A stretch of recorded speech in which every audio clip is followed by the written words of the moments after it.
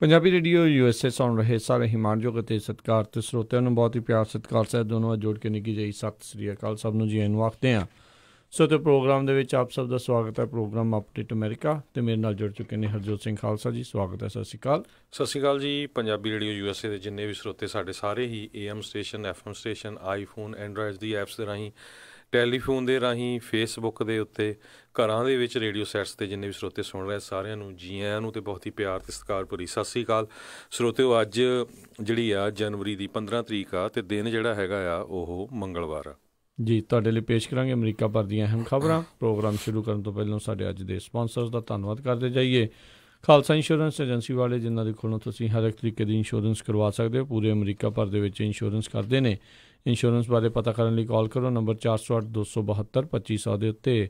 ਇਸ ਦੇ ਨਾਲ ਸੰਤੋਖ ਸਿੰਘ, ਪਰਮਜੀਤ ਕੌਰ ਵਾਸੀ Fremont, Manjit Singh, Narinder Kaur Clark Lovis, Binder Dhaliwal, Raminder Basra, Gurmel Laddar Bakersfield, Amarjit Singh Stockton, Karnail Singh Randhawa Sacramento, Satnam Singh, Gurwinder Singh Yuba City, Toor trucking Fresno, Jagtar Singh, Ravinder Singh Beesla ਪਰਿਵਾਰ ਫਰੈਜ਼ਨੋ, ਬੂਟਾ ਸਿੰਘ ਜੌਹਲ ਲਿਨਵੁੱਡ ਦੇ ਨਾਲ ਹੀ ਕੋਸਟ ਹੰਡਾਈ ਟ੍ਰੇਲਰ ਡੀਲਰਸ਼ਿਪ, ਜਿਨ੍ਹਾਂ ਨੇ ਆਪਣੀ ਨਵੀਂ ਲੋਕੇਸ਼ਨ ਫਰੈਜ਼ਨੋ ਦੇ ਵਿੱਚ ਖੋਲ੍ਹ ਦਿੱਤੀ ਆ।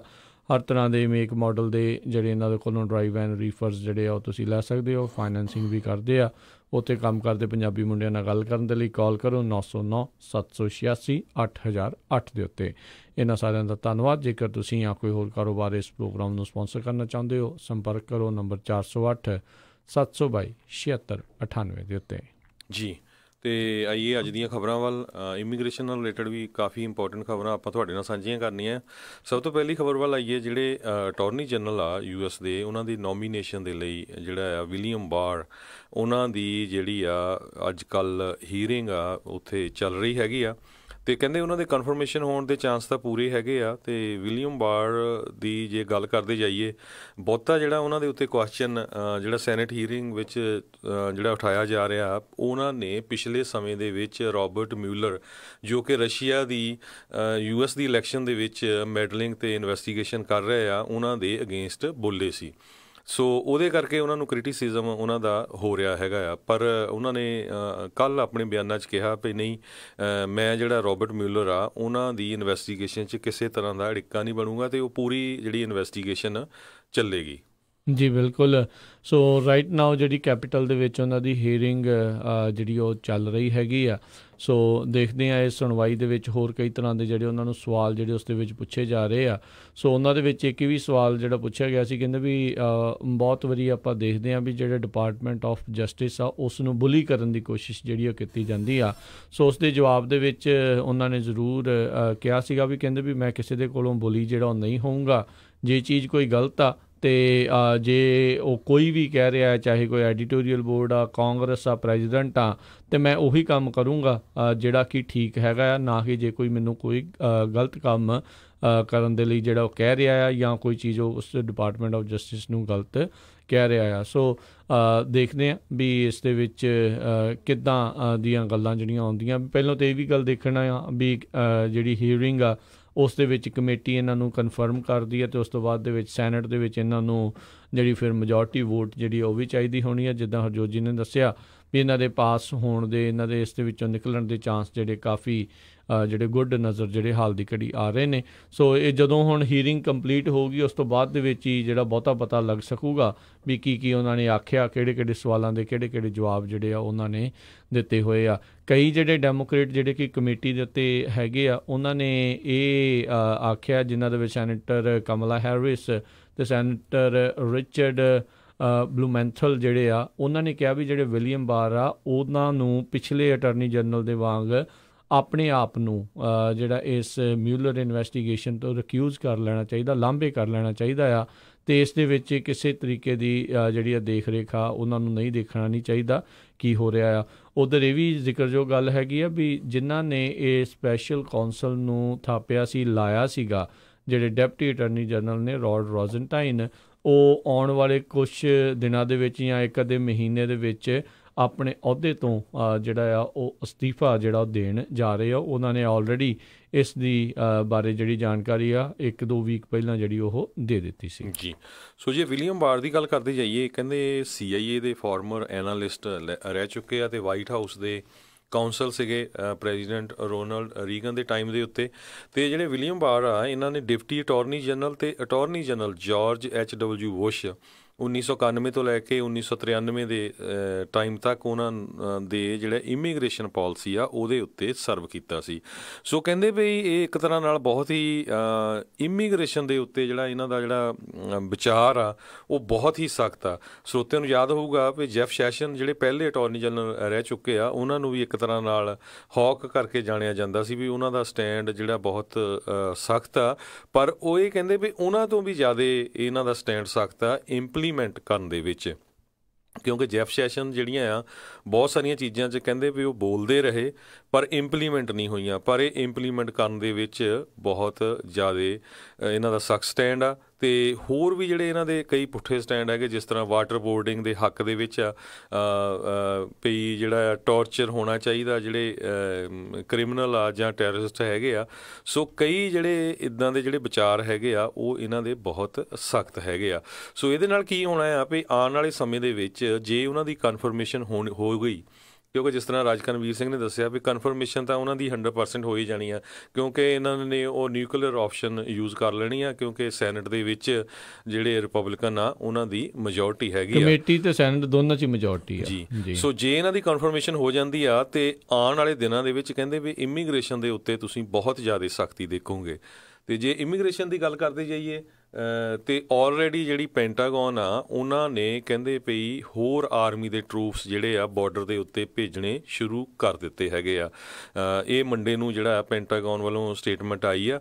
ਪਹਿਲਾਂ ਵੀ ਪ੍ਰੈਜ਼ੀਡੈਂਟ ਡੋਨਲਡ ਟਰੰਪ ਵੱਲੋਂ ਕਾਫੀ ਵੱਡੀ ਗਿਣਤੀ ਦੇ ਵਿੱਚ ਟਰੂਪਸ ਲਾਏ ਗਏ ਹੈਗੇ ਆ ਬਾਰਡਰ ਦੇ ਉੱਤੇ, ਅਤੇ ਉਹਨਾਂ ਨੂੰ ਵੀ ਉੱਥੇ ਰੱਖਿਆ ਗਿਆ, ਅਤੇ ਐਕਸਟਰਾ ਜਿਹੜੇ ਟਰੂਪਸ ਹੈਗੇ ਆ ਇਹ ਕਹਿੰਦੇ ਜਿਹੜੀ ਐਗਜ਼ਿਸਟਿੰਗ ਫੈਂਸਿੰਗ ਹੈਗੀ ਆ ਉਹਨੂੰ ਉਹਦੇ ਉੱਤੇ ਪੂਰੀ ਤਰ੍ਹਾਂ ਇਹ ਜਿਹੜਾ ਇੰਸਟਾਲ ਵੀ ਕਰਨਗੇ, ਉਹਨੂੰ ਫਿਕਸ ਵੀ ਕਰਨਗੇ, ਅਤੇ ਨਾਲ ਦੀ ਨਾਲ ਮੋਬਾਈਲ ਕੈਮਰਾਜ਼ ਅਤੇ ਏਵੀਏਸ਼ਨ ਸਰਵੇਲੈਂਸ ਜਿਹੜੀ ਆ ਉਹ ਯੂਜ਼ ਕਰਨਗੇ। ਅਤੇ ਕੱਲ੍ਹ ਆਪਾਂ ਜਿਹੜੀ ਕੋਰਟਸ ਦੀ ਵੀ ਗੱਲ ਕੀਤੀ ਸੀ, ਕੋਰਟਸ ਦੀਆਂ ਜਿਹੜੀਆਂ ਹੀਅਰਿੰਗਸ ਆ ਉਹ ਬਹੁਤ ਜ਼ਿਆਦਾ ਕੈਂਸਲ ਹੋ ਗਈਆਂ ਆ। ਜਨਵਰੀ 11 ਤੋਂ ਲੈ ਕੇ ਹੁਣ ਤੱਕ 40,000 ਕੇਸ ਜਿਹੜੇ ਕੋਈ ਪੋਲੀਟੀਕਲ ਅਸਾਈਲਮ ਵਾਲੇ ਆ ਜਾਂ ਹੋਰ ਜਿਨ੍ਹਾਂ ਦੀ ਕੋਰਟ ਦੇ ਵਿੱਚ ਹੀਅਰਿੰਗ ਸੀਆਂ ਉਹ ਕੈਂਸਲ ਕਰ ਦਿੱਤੇ ਗਏ ਆ। ਇਮੀਗ੍ਰੇਸ਼ਨ ਕੋਰਟਸ ਦੀ ਆਪਾਂ ਜਿਹੜੀ ਗੱਲ ਕਰ ਰਹੇ ਹਾਂ, ਬਾਕੀ ਕਈ ਥਾਵਾਂ ਦੇ ਉੱਤੇ ਜਿਹੜੀਆਂ ਦੂਜੀਆਂ ਅਦਾਲਤਾਂ ਜਿਹੜੀਆਂ ਉਹ ਜਿਹੜੀਆਂ ਚੱਲ ਵੀ ਰਹੀਆਂ ਹੋਣਗੀਆਂ। ਸੋ ਇਮੀਗ੍ਰੇਸ਼ਨ ਜਿਹੜੇ ਹੈਗੇ ਨੇ ਜੱਜ ਉਹ ਇਸ ਟਾਈਮ ਛੁੱਟੀ 'ਤੇ ਨੇ, ਕਿਉਂਕਿ ਜਿੱਦਾਂ ਆਪਾਂ ਨੂੰ ਪਤਾ ਵੀ ਜਿਹੜੀ ਪਾਰਸ਼ਲ ਗੌਰਮੈਂਟ ਸ਼ਟਡਾਊਨ ਜਿਹੜੀ ਚੱਲ ਰਹੀ ਹੈ 25ਵਾਂ ਦਿਨ ਜਿਹੜਾ ਆ ਉਹ ਚੱਲ ਰਿਹਾ ਆ। ਜਿਹੜਾ ਰਾਸ਼ਟਰਪਤੀ ਟਰੰਪ ਦੀ ਜਿਹੜੀ ਜਿੱਦ ਆ ਉਹਨਾਂ ਦੀ ਵਾਲ ਦੇ ਲਈ, ਉਹਨਾਂ ਦੀ ਫੰਡਿੰਗ ਲੈਣ ਦੇ ਲਈ, ਉੱਦਾਂ ਤੁਸੀਂ ਦੇਖੋ ਵੀ ਆਰਟ ਆਫ ਡੀਲ ਕਹਿੰਦੇ ਆ ਵੀ ਮੇਰੇ ਤੋਂ ਵਧੀਆ ਕੋਈ ਨੈਗੋਸ਼ੀਏਟਰ ਹੈ ਨਹੀਂ ਆ, ਅਤੇ ਹੁਣ ਇਹ ਪਤਾ ਨਹੀਂ ਕਿ ਜਿਹੀ ਜਿਹੜੀ ਨੈਗੋਸ਼ੀਏਸ਼ਨ ਚੱਲ ਰਹੀ ਆ ਜਿਹਦੇ ਕਰਕੇ ਜਿਹੜੀ ਸਰਕਾਰ ਉਹ ਇਸ ਟਾਈਮ ਪੂਰੀ ਤਰ੍ਹਾਂ ਠੱਪ ਜਿਹੜੀ ਆ ਉਹ ਹੋਈ ਪਈ ਆ। 25ਵੇਂ ਦਿਨ ਦੇ ਵਿੱਚ ਇਤਿਹਾਸਿਕ ਤੌਰ ਦੇ ਉੱਤੇ ਸਭ ਤੋਂ ਲੰਬੀ ਜਿਹੜੀ ਗੌਰਮੈਂਟ ਸ਼ਟਡਾਊਨ ਜਿਹੜੀ ਉਹ ਚੱਲ ਰਹੀ ਆ। ਅਤੇ ਜਿੱਦਾਂ ਤੁਸੀਂ ਦੱਸਿਆ ਵੀ ਇਹਨਾਂ ਦੇ ਜਿਹੜੇ ਅਟਰਨੀ ਜਨਰਲ ਆ, ਜਿਹੜੇ ਪੁਰਾਣੇ ਅਟਰਨੀ ਜਨਰਲ ਵੀ ਸੀਗੇ ਸਾਬਕਾ ਜੈਫ ਸੈਸ਼ਨ, ਉਹਨਾਂ ਦਾ ਵੀ ਇਮੀਗ੍ਰੇਸ਼ਨ ਦੇ ਉੱਤੇ ਸਟਾਂਸ ਜਿਹੜਾ ਉਹ ਸਖਤੀ ਸੀਗਾ, ਉਹੀ ਜਿਹੜੇ ਉਹ ਕਰਕੇ ਗਏ ਸੀਗੇ, ਉਹੀ ਕਹਿ ਕੇ ਗਏ ਸੀਗੇ ਵੀ ਜਿਹੜਾ ਵੀ ਕੋਈ ਪੋਲੀਟੀਕਲ ਅਸਾਈਲਮ ਦੇ ਲਈ ਅਪਲਾਈ ਕਰ ਰਿਹਾ ਆ ਅਤੇ ਉਸ ਨੂੰ ਗੈਂਗ ਵਾਇਲੈਂਸ ਅਤੇ ਡੋਮੈਸਟਿਕ ਵਾਇਲੈਂਸ ਦੇ ਚੱਲਦਿਆਂ ਪੋਲੀਟੀਕਲ ਅਸਾਈਲਮ ਜਿਹੜਾ ਅਸਾਈਲਮ ਆ ਉਹ ਨਾਟ ਪੋਲੀਟੀਕਲ ਅਸਾਈਲਮ, ਇਕੱਲਾ ਅਸਾਈਲਮ ਜਿਹੜਾ ਆ ਉਹ ਨਹੀਂ ਦਿੱਤਾ ਜਿਹੜਾ ਉਹ ਜਾਊਗਾ, ਕਿਉਂਕਿ ਇਹ ਉਹਨਾਂ ਦੇ ਸਰਕਾਰ ਉਹਨਾਂ ਦੇ ਦੇਸ਼ ਦੀ ਆਪਣੀ ਜਿਹੜੀ ਨਿੱਜੀ ਆ, ਨਾ ਕਿ ਕੋਈ ਤੁਹਾਨੂੰ ਉਹ ਸਰਕਾਰ ਵੱਲੋਂ ਕੋਈ ਖਤਰਾ ਹੈਗਾ ਆ। ਸੋ ਇਹ ਜਿਹੜੀਆਂ ਚੀਜ਼ਾਂ ਆ ਉਹ ਇਸ ਦੇ ਵਿੱਚ ਜਿੱਦਾਂ ਤੁਸੀਂ ਦੱਸਿਆ ਇਹਨਾਂ ਦੇ ਬਾਰੇ ਵੀ ਇਹ ਉਹਨਾਂ ਤੋਂ ਵੀ ਜਿਹੜੇ ਸਖਤ ਸਟੈਂਡ ਜਿਹੜਾ ਆ ਉਹ ਰੱਖਦੇ ਨੇ। ਇਹ ਹੁਣ ਕਨਫਰਮ ਹੋਣ ਤੋਂ ਬਾਅਦ ਦੇ ਵਿੱਚ ਹੀ ਪਤਾ ਲੱਗੂਗਾ।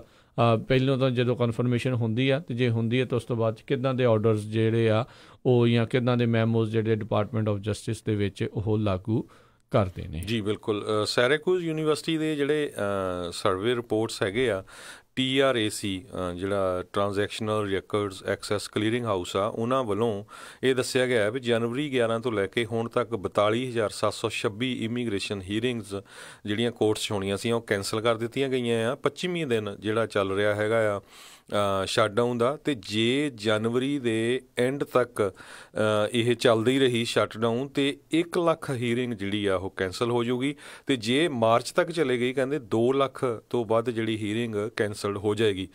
ਕੋਰਟ ਦੇ ਜੇ ਬੈਕਲੌਗ ਦੀ ਗੱਲ ਕਰਦੇ ਜਾਈਏ 8 ਲੱਖ ਦੇ ਕੇਸ ਜਿਹੜੇ ਆ 8 ਲੱਖ ਲੋਕਾਂ ਦੇ ਕੇਸ ਜਿਹੜੇ ਆ ਇਮੀਗ੍ਰੇਸ਼ਨ ਕੋਰਟਸ ਦੇ ਵਿੱਚ ਪੈਂਡਿੰਗ ਹੈਗੇ ਆ। ਅਤੇ ਹੁਣ ਜਿੰਨੇ ਵੀ ਇਮੀਗ੍ਰੇਸ਼ਨ ਲਾਇਰਸ ਆ ਉਹਨਾਂ ਦੇ ਐਸੋਸੀਏਸ਼ਨ ਦੇ ਇੱਕ ਪ੍ਰੈਜ਼ੀਡੈਂਟ ਵੱਲੋਂ ਦੱਸਿਆ ਗਿਆ ਵੀ ਬਹੁਤ ਸਾਰੇ ਜਿਹੜੇ ਕੇਸ ਆ ਉਹ ਇੰਨੇ ਡਿਲੇ ਹੋ ਜਾਣਗੇ 2020 ਤੱਕ ਉਹਨਾਂ ਦੀ ਹੀਅਰਿੰਗ ਚਲੇ ਜਾਏਗੀ।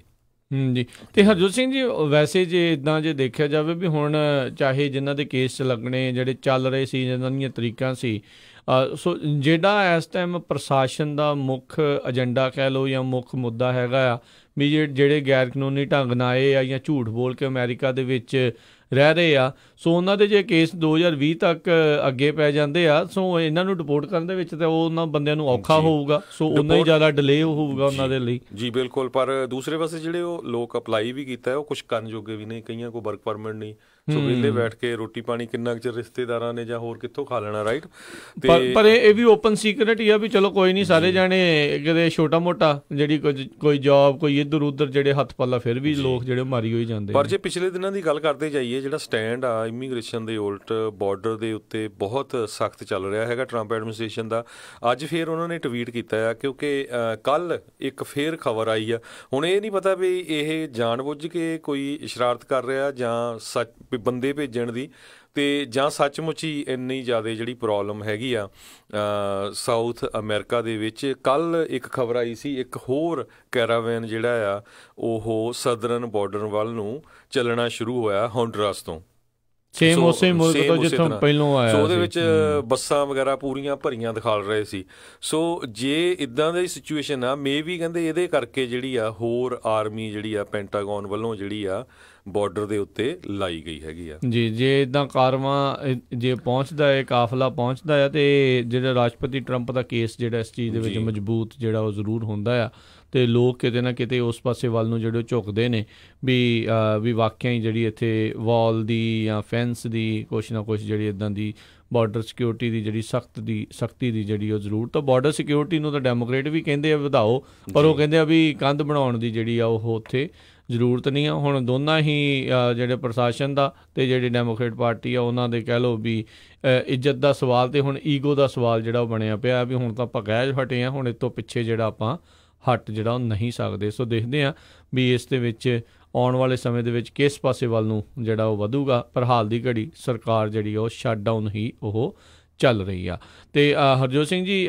ਜਿਹੜੀ ਆਪਾਂ ਥੋੜ੍ਹੀ ਜਿਹੀ ਜ਼ਰੂਰ ਗੱਲ ਕਰਦੇ ਜਾਈਏ ਵੀ ਆਪਾਂ ਕੈਲੀਫੋਰਨੀਆ ਦੇ ਵਿੱਚ ਆਪਾਂ ਇੱਥੇ ਸਾਰੇ ਜਾਣੇ ਹੈਗੇ ਆ, ਕਵਰਡ ਕੈਲੀਫੋਰਨੀਆ ਦੀ ਅੱਜ ਜਿਹੜੀ ਉਹ ਲਾਸਟ ਡੇਟ ਹੈਗੀ, ਸੋ ਪਲੀਜ਼ ਉਸ ਦੇ ਬਾਰੇ ਥੋੜ੍ਹੀ ਜਿਹੀ ਜ਼ਰੂਰ ਜਾਣਕਾਰੀ ਜਿਹੜੀ ਦੇ ਦਿਓ, ਕਿਉਂਕਿ ਬਹੁਤ ਸਾਰੇ ਲੋਕ ਕਈਆਂ ਨੂੰ ਧਿਆਨ ਨਹੀਂ ਹੁੰਦਾ ਜਾਂ ਉਹ ਕਿਸੇ ਹੋਰ ਪਾਸੇ ਖਿਆਲ ਦੇ ਵਿੱਚ ਨਹੀਂ ਹੁੰਦਾ।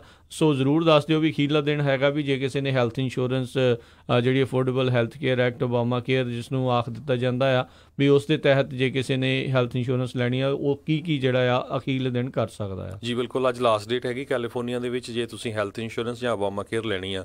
ਇਹ ਵੀ ਸਰੋਤਿਆਂ ਨੂੰ ਦੱਸਦੇ ਜਾਈਏ 2019 ਦੇ ਵਿੱਚ ਜੇ ਤੁਸੀਂ ਨਹੀਂ ਲਓਗੇ ਤਾਂ ਪੈਨਲਟੀ ਹੈ ਨਹੀਂ, ਪਰ ਇਹਦਾ ਮਤਲਬ ਇਹ ਨਹੀਂ ਵੀ ਤੁਸੀਂ ਹੈਲਥ ਇੰਸ਼ੋਰੈਂਸ ਨਾ ਲਓ। ਇਹ ਨੰਬਰ 1 ਇਸ਼ੂ ਹੈਗਾ ਆ। ਜਦੋਂ ਓਬਾਮਾ ਕੇਅਰ ਨਹੀਂ ਸੀ, USA ਦੇ ਵਿੱਚ ਬੈਂਕਰਪਸੀ ਫਾਈਲ ਕਰਨ ਦਾ ਨੰਬਰ 1 ਰੀਜ਼ਨ ਹੈਲਥ ਇੰਸ਼ੋਰੈਂਸ ਦਾ ਨਾ ਹੋਣਾ ਸੀ। ਕਿਉਂਕਿ ਜਦੋਂ ਵੀ ਤੁਸੀਂ ਰੱਬ ਨਾ ਕਰੇ ਤੁਹਾਡਾ ਦੋਸਤ ਮਿੱਤਰ ਜਾਂ ਰਿਸ਼ਤੇਦਾਰ ਕਦੇ ਹਸਪਤਾਲ ਗਿਆ, ਉਹਨਾਂ ਦਾ ਇੱਕ ਦਿਨ ਦਾ ਬਿੱਲ ਦੇਖਿਓ, ਕਈ ਵਾਰੀ 20 40 50 ਹਜ਼ਾਰ ਡਾਲਰ ਬਿੱਲ ਜੇ ਕਿਤੇ 4-5 ਦਿਨ ਰਹਿ ਜਾਏ ਅਤੇ ਉਹ ਲੱਖਾਂ ਦੇ ਵਿੱਚ ਤੁਹਾਡਾ ਬਿੱਲ ਬਣ ਜਾਂਦਾ ਸੀ। ਤੁਹਾਡੇ ਕੋਲ ਕੋਈ ਆਪਸ਼ਨ ਰਹਿੰਦੀ ਨਹੀਂ ਸੀ, ਇਹ ਬੈਂਕਰਪਸੀ ਫਾਈਲ ਕਰਨੀ ਪੈਂਦੀ ਸੀ। ਹੁਣ ਇਹ ਪ੍ਰੋਗਰਾਮ ਵਧੀਆ ਹੈਗਾ, ਸਟਿਲ ਸਬਸਿਡੀ ਮਿਲਦੀ ਹੈ ਲੋਕਾਂ ਨੂੰ, ਸੋ ਤੁਸੀਂ ਸਬਸਿਡੀ ਲੈ ਸਕਦੇ ਆ। ਕਈਆਂ ਦੀ ਮੈਂ ਦੇਖਦਾ 25 30 40 50 ਡਾਲਰ 'ਚ ਇੰਸ਼ੋਰੈਂਸ ਹੁੰਦੀ ਆ, ਫਿਰ ਵੀ ਉਹ ਕਈ ਸੋਚੀ ਜਾਂਦੇ ਵੀ ਨਹੀਂ ਯਾਰ ਆਪਾਂ ਪੈਸੇ ਵੇਸਟ ਕਰ ਰਹੇ ਹਾਂ। ਕੱਲ੍ਹ ਇੱਕ ਕਿਸੇ ਸਰੋਤੇ ਦੀ ਕਾਲ ਆਈ ਸੀ, ਕਹਿੰਦੇ ਵੀ $200 ਮੇਰਾ ਪ੍ਰੀਮੀਅਮ ਬਣਦਾ, ਇੰਨੇ ਦੀ ਤਾਂ ਨਵੀਂ ਕਾਰ ਆ ਜਾਣੀ ਆ। ਅਤੇ ਮੈਂ ਕਿਹਾ ਵੀ ਯਾਰ ਤੁਸੀਂ ਟਰੱਕ ਚਲਾਉਂਦੇ ਆ, ਕਿੰਨੀ ਖਤਰੇ ਵਾਲੀ ਜੋਬ ਹੈਗੀ ਆ, ਕਿੰਨੇ ਆਪਾਂ ਦੇਖਦੇ ਹਾਂ ਸੱਟਾਂ ਲੱਗਦੀਆਂ, ਐਕਸੀਡੈਂਟ ਹੁੰਦੇ ਹੈਗੇ ਆ, ਅਤੇ ਤੁਹਾਨੂੰ ਹੈਲਥ ਇੰਸ਼ੋਰੈਂਸ ਲੈਣੀ ਬਹੁਤ ਜ਼ਰੂਰੀ ਹੈਗੀ ਆ। ਹੈਲਥ ਅਤੇ ਲਾਈਫ ਇੰਸ਼ੋਰੈਂਸ ਇਹ ਦੋ ਬਹੁਤ ਜ਼ਰੂਰੀ ਆ USA ਦੇ ਵਿੱਚ। ਸੋ ਅੱਜ ਜਿਹੜੀ ਆ ਲਾਸਟ ਡੇਟ ਆ ਕੈਲੀਫੋਰਨੀਆ ਦੇ ਵਿੱਚ। ਇੱਕ ਜਿਹੜਾ ਹੋਰ ਬਹੁਤ ਵੱਡਾ ਇਸ਼ੂ ਬਣਿਆ ਆ ਉਹ ਪਬਲਿਕ ਬੈਨੀਫਿਟ ਦਾ ਆ। ਮੈਂ ਵੀ ਦੇਖਿਆ ਵੀ ਬਹੁਤ ਸਾਰੇ ਜਿਹੜੇ ਲੋਕ ਆ ਆਪਣੇ ਵੀ ਪੰਜਾਬੀ, ਕਈ ਪੋਲੀਟੀਕਲ ਅਸਾਈਲਮ 'ਤੇ ਆ ਜਾਂ ਜਿਹਨਾਂ ਕੋਲ ਵਰਕ ਪਰਮਿਟ ਆ, ਉਹ ਕਾਉਂਟੀ ਦਾ ਫ੍ਰੀ ਮੈਡੀਕਲ ਹੀ ਲੈ ਰਹੇ ਹੈਗੇ ਆ। ਅਤੇ ਉਹ ਆਪਾਂ ਪਿਛਲੇ ਸਮਿਆਂ 'ਚ ਦੱਸਿਆ ਸੀ ਵੀ ਕਿਸ ਤਰ੍ਹਾਂ ਉਹਨੂੰ ਪਬਲਿਕ ਬੈਨੀਫਿਟ ਦੇ ਵਿੱਚ ਗਿਣਿਆ ਜਾ ਸਕਦਾ ਆ। ਅਤੇ ਤੁਹਾਡੇ ਗ੍ਰੀਨ ਕਾਰਡ ਦੇ ਉੱਤੇ ਪ੍ਰੋਬਲਮ ਆ ਸਕਦੀ ਆ, ਜੇ ਤੁਸੀਂ ਗ੍ਰੀਨ ਕਾਰਡ ਹੋਲਡਰ ਆ ਤਾਂ ਤੁਹਾਨੂੰ ਸਿਟੀਜ਼ਨ ਬਣਨ ਦੇ ਉੱਤੇ ਉਹ ਪ੍ਰੋਬਲਮ ਆ ਸਕਦੀ ਆ। ਜਿਸ ਤਰ੍ਹਾਂ ਮੈਂ ਦੱਸਿਆ ਵੀ ਨਵੇਂ ਅਟਾਰਨੀ ਜਨਰਲ ਵਿਲੀਅਮ ਬਾਰ ਆ ਰਹੇ ਆ, ਇਹ ਕਹਿੰਦੇ ਵੀ ਜਿਹੜੇ ਰੂਲ ਆਲਰੇਡੀ ਹੈਗੇ ਆ, ਇਹ ਆਲਰੇਡੀ ਬਹੁਤ ਸਾਰੇ ਰੂਲ ਹੈਗੇ ਆ, ਉਹਨਾਂ ਨੂੰ ਇੰਪਲੀਮੈਂਟ ਕਰਨ ਦੇ ਵਿੱਚ ਬਹੁਤ ਇਹ ਕਾਮਯਾਬ ਹੈਗੇ ਆ। ਅਤੇ ਕਾਫੀ ਇਹ ਹੰਢੇ ਹੋਏ ਜਿਹੜੇ ਵਕੀਲ ਆ, ਰੀਗਨ ਟਾਈਮ ਦੇ ਉੱਤੋਂ ਇਹ ਵਾਈਟ ਹਾਊਸ 'ਚ ਕੰਮ ਕਰਦੇ ਰਹੇ ਆ, ਦੇਖ ਲਓ ਵੀ ਕਿੰਨੇ ਸਾਲ ਹੋ ਗਏ ਆ, ਹੈ ਨਾ। ਸੋ ਉਹਦਾ ਬਹੁਤ ਜ਼ਿਆਦਾ ਉਹਨਾਂ ਨੂੰ ਨੌਲੇਜ ਹੈਗਾ ਆ ਇੰਪਲੀਮੈਂਟੇਸ਼ਨ ਕਰਨ ਦੇ ਵਿੱਚ, ਅਤੇ ਇਮੀਗ੍ਰੇਸ਼ਨ ਦੇ ਵੀ ਉਹ ਹੈੱਡ ਰਹਿ ਚੁੱਕੇ ਆ ਇੱਕ ਟਾਈਮ 'ਤੇ। ਸੋ ਪਬਲਿਕ ਚਾਰਜ ਦੇ ਬਾਰੇ ਜੇ ਹਰਜੋਤ ਸਿੰਘ ਜੀ ਕਲੀਅਰ ਕਰਦੇ ਜਾਈਏ, ਜਦੋਂ ਤੁਸੀਂ 100% ਜਿਹੜਾ ਆ ਸਰਕਾਰ ਦੇ ਉੱਤੇ ਪਾ ਦਿੰਦੇ ਆ ਵੀ ਸਾਡੇ ਕੋਲ ਰਿਹਾ ਨਹੀਂ ਜਾਣਾ ਜਾਂ ਸਾਡੇ ਵੱਸ ਦੀ ਚੀਜ਼ ਨਹੀਂ ਹੈ ਅਤੇ ਤੁਸੀਂ ਸਾਡੀ ਪੂਰੀ ਮਦਦ ਕਰੋ, ਤਾਂ ਉਸ ਨੂੰ ਪਬਲਿਕ ਚਾਰਜ ਦੇ ਵਜੋਂ ਜਿਹੜਾ ਗਿਣਿਆ ਜਾਂਦਾ, ਜਿਹਦੇ ਵਿੱਚ ਜਿਹੜਾ ਮੈਡੀਕਲ ਆਉਂਦਾ ਹੈ ਕਾਊਂਟੀ ਦਾ ਆ, ਚਾਹੇ ਉਹ ਤੁਸੀਂ ਇਨਕਮ ਦੇ ਕਰਕੇ ਜਿਹੜਾ ਕਹਿ ਰਹੇ ਆ, ਕਿਉਂਕਿ ਜਿਹੜਾ ਪਬਲਿਕ ਚਾਰਜ ਹੈ ਇਸੇ ਚੀਜ਼ ਲਈ ਉਹ ਲਿਆਂਦਾ ਜਾ ਰਿਹਾ ਹੈ। ਆਲਰੇਡੀ ਜਿਹੜੇ ਇਸ ਦੇ ਉੱਤੇ ਕਮੈਂਟ ਆ ਚੁੱਕੇ ਆ, ਮਿਸਯੂਜ਼ ਵੀ ਜਿਹੜਾ ਇਸ ਦੇ ਵਿੱਚ ਡੈਫੀਨੇਟਲੀ, ਇਸ ਦੇ ਵਿੱਚ ਕੋਈ ਦੋ ਰਾਵਾਂ ਨਹੀਂ ਆ ਵੀ ਆਇਆ ਆ ਕੋਈ ਉਸ ਤਰੀਕੇ ਦੇ ਨਾਲ ਜਾਂ ਜਿੱਦਾਂ ਵੀ ਆ ਵੀ ਉਹ ਇਸ ਹਿਸਾਬ ਦੇ ਨਾਲ ਇਨਕਮ ਜਿਹੜੇ ਲੋਕ ਸ਼ੋਅ ਕਰ ਦਿੰਦੇ ਆ ਵੀ ਫਿਰ ਜਿਹੜਾ ਉਹਨਾਂ ਨੂੰ ਇਹ ਮਿਲ ਜਾਂਦਾ ਆ।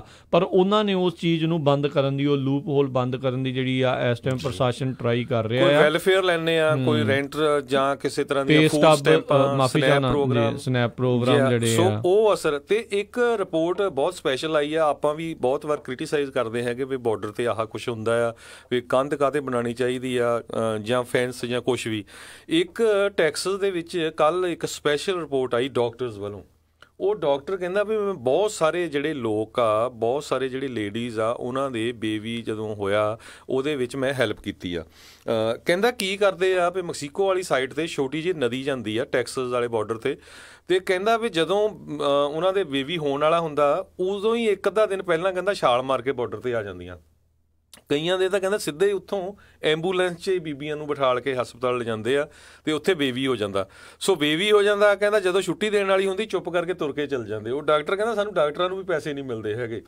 ਸੋ ਉਹ ਵੀ ਬਹੁਤ ਜ਼ਿਆਦਾ ਜਿਹੜਾ ਇੱਦਾਂ ਦਾ ਮਿਸਯੂਜ਼ ਹੁੰਦਾ। ਅਤੇ ਉਹ ਹੁਣ ਕਹਿੰਦਾ ਵੀ ਉਹ ਟੈਕਸਸ ਸਟੇਟ ਇੱਦਾਂ ਦਾ ਰੂਲ ਇੱਕ ਇੰਪਲੀਮੈਂਟ ਕਰਨ ਜਾ ਰਹੀ ਵੀ ਜਿਸ ਕਿਸੇ ਨੇ ਇੱਦਾਂ ਦਾ ਕੀਤਾ ਹੈਗਾ ਆ, ਅਤੇ ਉਹਦੇ ਉੱਤੇ ਕਹਿੰਦਾ ਵੀ ਪੂਰੇ ਫਿੰਗਰਪ੍ਰਿੰਟ ਕਰਕੇ ਅਤੇ ਉਹਨਾਂ ਨੂੰ ਜਿਹੜਾ ਪੂਰਾ ਰੈਕਡ ਰੱਖਿਆ ਜਾਊਗਾ। ਜੇ ਫਿਊਚਰ ਦੇ ਵਿੱਚ ਉਹ ਕਿਸੇ ਤਰ੍ਹਾਂ ਦਾ ਇਮੀਗ੍ਰੇਸ਼ਨ ਦੇ ਲਈ ਅਪਲਾਈ ਕਰਨਗੇ ਅਤੇ ਉਹਨਾਂ ਨੂੰ ਉਹ ਜਿੰਨਾ ਵੀ ਖਰਚਾ ਆਇਆ ਉਹ ਪੈਸੇ ਦੇਣੇ ਪੈਣਗੇ।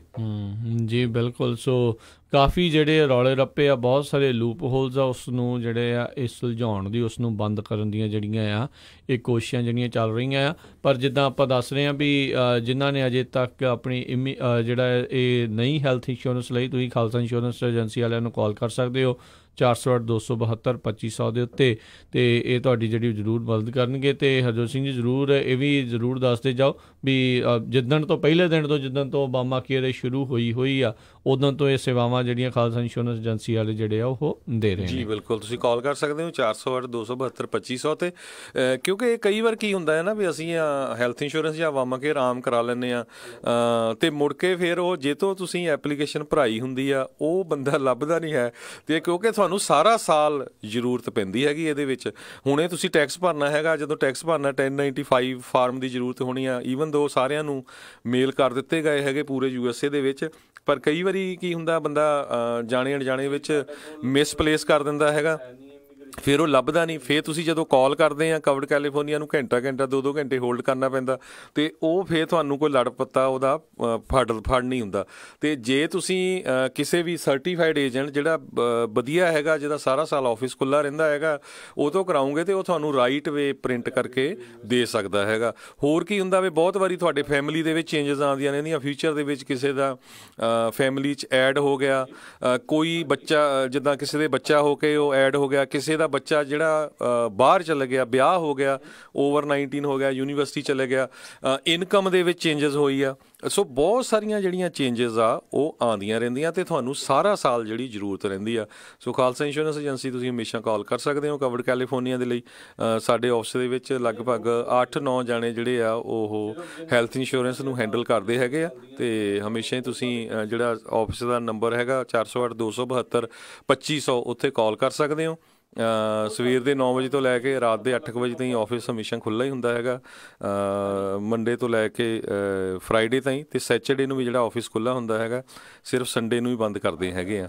ਸੋ ਕਵਰਡ ਕੈਲੀਫੋਰਨੀਆ ਕੋਈ ਮਿਸ ਨਾ ਕਰ ਜਾਏ, ਜ਼ਰੂਰ ਆਪਣੇ ਜਿੰਨੇ ਵੀ ਦੋਸਤ ਮਿੱਤਰ ਰਿਸ਼ਤੇਦਾਰ ਸਾਰਿਆਂ ਨੂੰ ਕਹੋ, ਕਿਉਂਕਿ ਹਜੇ ਵੀ ਮੌਕਾ ਹੈਗਾ। ਕਈਆਂ ਦੇ ਤਾਂ ਪ੍ਰੀਮੀਅਮ ਬਹੁਤ ਘੱਟ ਹੁੰਦੇ ਹੈਗੇ ਇਨਕਮ ਬੇਸ 'ਤੇ, ਈਵਨ ਤਾਂ ਤੁਸੀਂ ਐਮਰਜੈਂਸੀ ਲੈ ਲਓ, ਕਿਉਂਕਿ ਜੇ ਬੰਦਾ ਜੰਗ ਹੈਗਾ, ਕਦੇ ਕਦਾਈ ਡਾਕਟਰ ਜਾਣਾ ਆ, ਉਹਨੂੰ 2-3 ਵਾਰੀ ਤੁਸੀਂ ਡਾਕਟਰ ਦੇ ਜਾਣਾ ਆ, ਅਤੇ ਤੁਹਾਨੂੰ ਜਿਹੜੀ ਐਮਰਜੈਂਸੀ ਪਲਾਨ ਆ ਉਹ ਬੈਟਰ ਰਹਿੰਦੀ ਹੈਗੀ ਆ।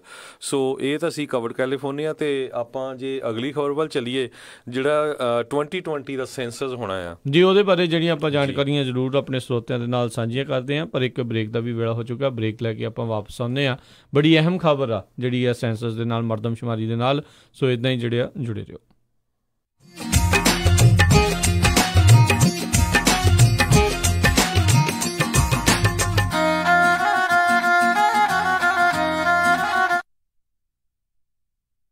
ਭਾਜੀ ਨਵੇਂ ਟਰੱਕ ਦੀਆਂ ਮੁਬਾਰਕਾਂ, ਬੜਾ ਸ਼ਾਨਦਾਰ ਆ। ਬਸ ਜੀ, ਕੱਲ ਹੀ California Truck and Trailer Sales ਸੈਲਮੇ ਵਾਲਿਆਂ ਤੋਂ ਲੈ ਕੇ ਆਂਦਾ। ਉਹਨਾਂ ਨੇ ਇੰਨੀ ਵਧੀਆ ਡੀਲ ਦਿੱਤੀ, ਮੇਰੇ ਕੋਲੋਂ ਨਾ ਹੀ ਨਹੀਂ ਹੋਈ। ਤੁਹਾਡੇ ਪੁਰਾਣੇ ਟਰੱਕ ਦਾ ਕੀ ਬਣਿਆ? ਉਹਨੂੰ ਤਾਂ ਮੈਂ ਵਧੀਆ ਕੀਮਤ ਤੇ ਟ੍ਰੇਡ ਕਰ ਲਿਆ। ਮੈਂ ਵੀ ਨਵਾਂ ਟਰੱਕ ਲੈਣ ਬਾਰੇ ਸੋਚ ਰਿਹਾ ਆ। ਜਦੋਂ ਦੀਆਂ ELDਆਂ ਲੱਗੀਆਂ ਆ, ਡਰਾਈਵਰਾਂ ਦੀ ਤੇ ਕਮਾਈ ਨਹੀਂ ਹੁੰਦੀ। ਫੇਰ ਤਾਂ ਤੂੰ ਇਹਨਾਂ ਕੋਲ ਹੀ ਜਾ। ਇਹਨਾਂ ਕੋਲ ਟਰੱਕ ਐਂਡ ਟ੍ਰੇਲਰਸ ਦੀ ਬਹੁਤ ਵੱਡੀ ਇਨਵੈਂਟਰੀ ਆ, ਤੇ ਨਾਲੇ ਟਰੱਕ ਫੈਕਟਰੀ ਵਾਰੰਟੀ ਨਾਲ ਆਉਂਦੇ ਨੇ, ਕਿਉਂਕਿ ਇਹ ਟਰੱਕ ਬੈਂਕ ਜਾਂ ਆਕਸ਼ਨ ਤੋਂ ਨਹੀਂ ਲੈਂਦੇ। ਕੀ ਇਹਨਾਂ ਕੋਲ ਆਟੋਮੈਟਿਕ ਟਰੱਕ ਵੀ ਨੇ? ਓਏ ਬਹੁਤ ਨੇ, ਪਰ ਮੇਰਾ ਕ੍ਰੈਡਿਟ ਚੰਗਾ ਨਹੀਂ। ਉਹ ਫਿਕਰ ਨਾ ਕਰ, ਇਹਨਾਂ ਕੋਲ ਨੋ ਕ੍ਰੈਡਿਟ ਤੇ ਬੈਡ ਕ੍ਰੈਡਿਟ ਵਾਲਿਆਂ ਲਈ ਵੀ ਬਹੁਤ ਪ੍ਰੋਗਰਾਮ ਨੇ। ਹੋਰ ਡੀਲਰਾਂ ਵਾਂਗ $3-4 ਵਾਧੂ ਫੀਸਾਂ ਨਹੀਂ ਲਾਉਂਦੇ। ਫਿਰ ਤਾਂ ਮੈਂ ਕੱਲ ਹੀ ਜਾਣਾ ਆ। California Truck and Trailer Sales 10604 East Mountain View, Selma Bolero ਦੇ ਪਿੱਛੇ। ਹਫਤੇ ਦੇ 7 ਦਿਨ ਖੁੱਲੇ ਰਹਿੰਦੇ ਨੇ। ਹੋਰ ਜਾਣਕਾਰੀ ਲਈ ਕਾਲ ਨਵਪ੍ਰੀਤ ਸਿੰਘ ਜਾਂ ਅਮੀਰ ਕਬਾਨੀ 5599052166 559-905-2166। ਹਾਂਜੀ, ਕੀ ਗੱਲ? ਇਮਾਨਦਾਰ ਤਸੱਲੀ ਬਖਸ਼ ਟਰੱਕ ਸਿਖਾਉਣ ਵਾਲਾ ਨਹੀਂ ਮਿਲ ਰਿਹਾ? ਫਿਕਰ ਨਾਟ, ਮੇਰਾ ਵੀ ਇਹੀ ਹਾਲ ਸੀ, ਪਰ ਹੁਣ ਮੈਂ north West Truck Driving school ਵੱਲੋਂ ਦਵਾਇਆ ਹੋਇਆ ਕਮਰਸ਼ੀਅਲ ਡਰਾਈਵਿੰਗ ਲਾਇਸੈਂਸ ਲੈ ਕੇ ਪੂਰਾ ਅਮਰੀਕਾ ਹੀ ਗਾ ਲਿਆ। ਤੁਸੀਂ ਵੀ ਟਰੱਕ ਸਿੱਖਣ ਦੇ ਲਈ ਅੱਜ ਹੀ ਕਾਲ ਕਰੋ North West Truck Driving school ਵਾਲਿਆਂ ਨੂੰ 530-777-6737। ਇਹ ਤੁਹਾਨੂੰ ਬਹੁਤ ਹੀ ਵਧੀਆ ਤਰੀਕੇ ਦੇ ਨਾਲ ਆਟੋਮੈਟਿਕ ਟਰੱਕ ਅਤੇ 6 ਤੋਂ 10 ਸਪੀਡ ਵਾਲਾ ਟਰੱਕ ਚਲਾਉਣਾ ਸਿਖਾਉਂਦੇ ਨੇ, ਉਹ ਵੀ ਸਿਰਫ $1250 ਦੇ ਵਿੱਚ, ਤੇ ਨਾਲ ਹੀ ਜੌਬ ਪਲੇਸਮੈਂਟ ਦੀ ਪੂਰੀ ਗਾਰੰਟੀ ਵੀ ਦਿੰਦੇ ਹਨ। ਆਊਟ ਆਫ ਸਟੇਟ ਵਾਲੇ ਵਿਦਿਆਰਥੀਆਂ ਦੇ ਲਈ $1450, ਜਿਸ ਵਿੱਚ ਇਹ ਤੁਹਾਨੂੰ ਪਿਕਅਪ ਵੀ ਕਰਦੇ ਹਨ ਅਤੇ ਰਹਿਣ ਅਤੇ ਖਾਣ ਦਾ ਪ੍ਰਬੰਧ ਵੀ ਹੋਵੇਗਾ, ਤੇ ਟਰੱਕ ਚਲਾਉਣ ਵੇਲੇ ਰਿਪੇਅਰ ਅਤੇ ਮੇਨਟੇਨੈਂਸ ਦੇ ਵਿੱਚ ਵੀ ਤੁਹਾਡੀ ਹੈਲਪ ਕਰਦੇ ਹਨ। 24/7 ਟੋਇੰਗ ਸਰਵਿਸ ਅਵੇਲੇਬਲ। ਨੰਬਰ 5303002356। ਇਸ ਮੌਕੇ ਦੇ ਉੱਤੇ ਟਰੱਕ ਡਰਾਈਵਰ ਵੀ ਹਾਇਰ ਕਰ ਰਹੇ ਹਨ। ਸੋ ਟਰੱਕ ਸਿੱਖਣ ਦੇ ਲਈ, ਜੌਬ ਦੇ ਲਈ ਅੱਜ ਹੀ ਕਾਲ ਕਰੋ North West Truck Driving School 530-751-5115 530-751-5115 North West Truck Driving School. ਬਾਈ ਨਵੀਂ ਮਸਟੈਂਗ ਕਢਾਈ ਆ, ਹੁਣ ਤੇਰੀ ਗੱਡੀ ਵਾਂਗੂ ਕਸਟਮ ਰਿਮ ਤੇ ਚੌੜੇ ਜੇ ਟਾਇਰ ਪਵਾਉਣੇ ਆ, ਫਿਰ ਗੱਡੀ ਦੀ ਟੌਰ ਵੱਧ ਜੂ। ਤੂੰ ਸਿਟਰਸ ਹਾਈਟਸ ਵਿੱਚ S&S ਟਾਇਰਸ ਵਾਲੇ ਅਮਰਪਾਲ ਸਿੰਘ ਹੁਣਾਂ ਕੋਲ ਜਾ, ਮੈਂ ਵੀ ਉਹਨਾਂ ਕੋਲੋਂ ਹੀ ਪਵਾਏ ਸੀ। S&S ਟਾਇਰਸ ਹਰ ਕਾਰ ਲਈ ਕਸਟਮ ਵੀਲ ਵੇਚਦੇ ਹਨ। ਸਾਰੇ ਟਾਇਰ ਬ੍ਰਾਂਡਸ ਅਵੇਲੇਬਲ ਹਨ ਅਤੇ ਨਵੇਂ ਪਿਕਅਪ ਟਰੱਕਸ ਦੇ ਲੈਵਲਿੰਗ ਕਿਟਸ, ਲਿਫਟ ਕਿਟਸ ਦੇ ਵਿੱਚ ਵੀ ਮੁਹਾਰਤ ਹਾਸਲ ਹੈ। 4 ਟਾਇਰ ਖਰੀਦਣ ਤੇ ਫ੍ਰੀ ਟਾਇਰ ਰੋਟੇਸ਼ਨ ਅਤੇ flat tyre repair. Address 7441 Auburn Boulevard, Citrus Heights. ਹੋਰ ਜਾਣਕਾਰੀ ਲਈ call Amarpal Singh 916-728-4100 916-728-4100। S&S tyres.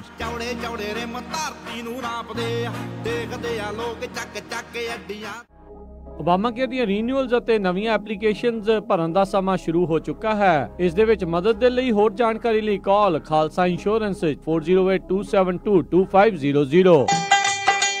ਕਿੱਦਾਂ ਵੀ ਨਿੰਮਿਆ, ਕੀ ਹਾਲ ਆ ਤੇਰਾ? ਮੈਂ ਤਾਂ ਵਧੀਆ ਆ, ਟਰੱਕ ਹੀ ਖਰਾਬ ਹੋਇਆ ਪਿਆ ਆ। ਐਲਗਰੋਵ ਏਰੀਆ ਤੁਰਿਆ ਫਿਰਦਾ ਆ, ਮੋਟਰ ਭਾਲਦਾ ਆ। ਤੈਨੂੰ ਮੈਂ ਐਡਰੈਸ ਦਿੰਦਾ, ਲੈ ਐਡਰੈਸ ਨੋਟ ਕਰ। ਦੱਸੋ ਫਿਰ ਜਰਾ। 9875 ਡਾਇਨੋ ਡਰਾਈਵ ਐਲਗਰੋਵ। ਬਈ ਮੋਟਲ ਦਾ ਨਾਂ ਕੀ ਆ? ਓਏ ਮੋਟਲ ਨਹੀਂ ਹੈਗਾ, ਇਹ ਹੈਗਾ address US truck and trailer repair ਵਾਲਿਆਂ ਦਾ। ਬੀਬਾ ਪੁੱਤ ਬਣ ਕੇ ਆਪਣਾ ਟਰੱਕ ਠੀਕ ਕਰਾ ਤੇ ਸ਼ਾਮੀ ਟਾਈਮ ਸਿਰ ਘਰੇ ਜਾ, ਭਰਜਾਈ ਉਡੀਕਦੀ ਹੁੰਦੀ।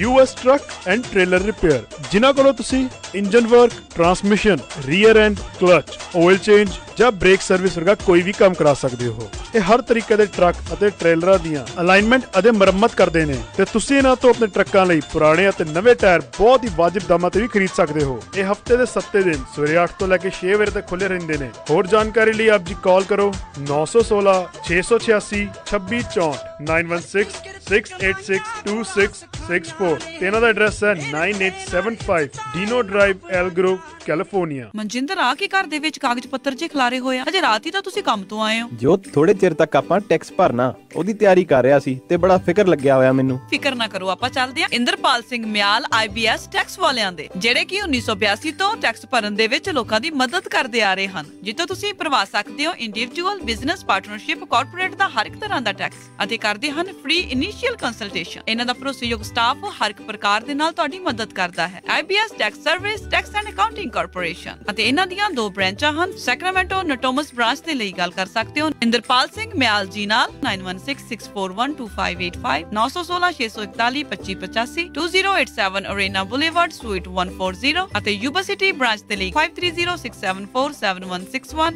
530 674 7161 327 ਪਰਸੀ ਐਵੇਨਿਊ ਯੂਬਾ ਸਿਟੀ। ਜੋ ਤੂੰ ਤਾਂ ਮੇਰੀ ਮੁਸ਼ਕਿਲ ਆਸਾਨ ਕਰਤੀ ਆ। ਚੱਲ ਫਿਰ ਚੱਲਦੇ ਆ IBS ਟੈਕਸ ਸਰਵਿਸ ਵਾਲਿਆਂ ਦੇ। ਨਵੇਂ ਕਲਾਇੰਟਸ ਵਾਸਤੇ ਟੈਕਸ ਪ੍ਰੈਪਰੇਸ਼ਨ ਸਰਵਿਸ ਤੇ $10 ਆਫ ਰੱਖੇ ਗਏ ਹਨ।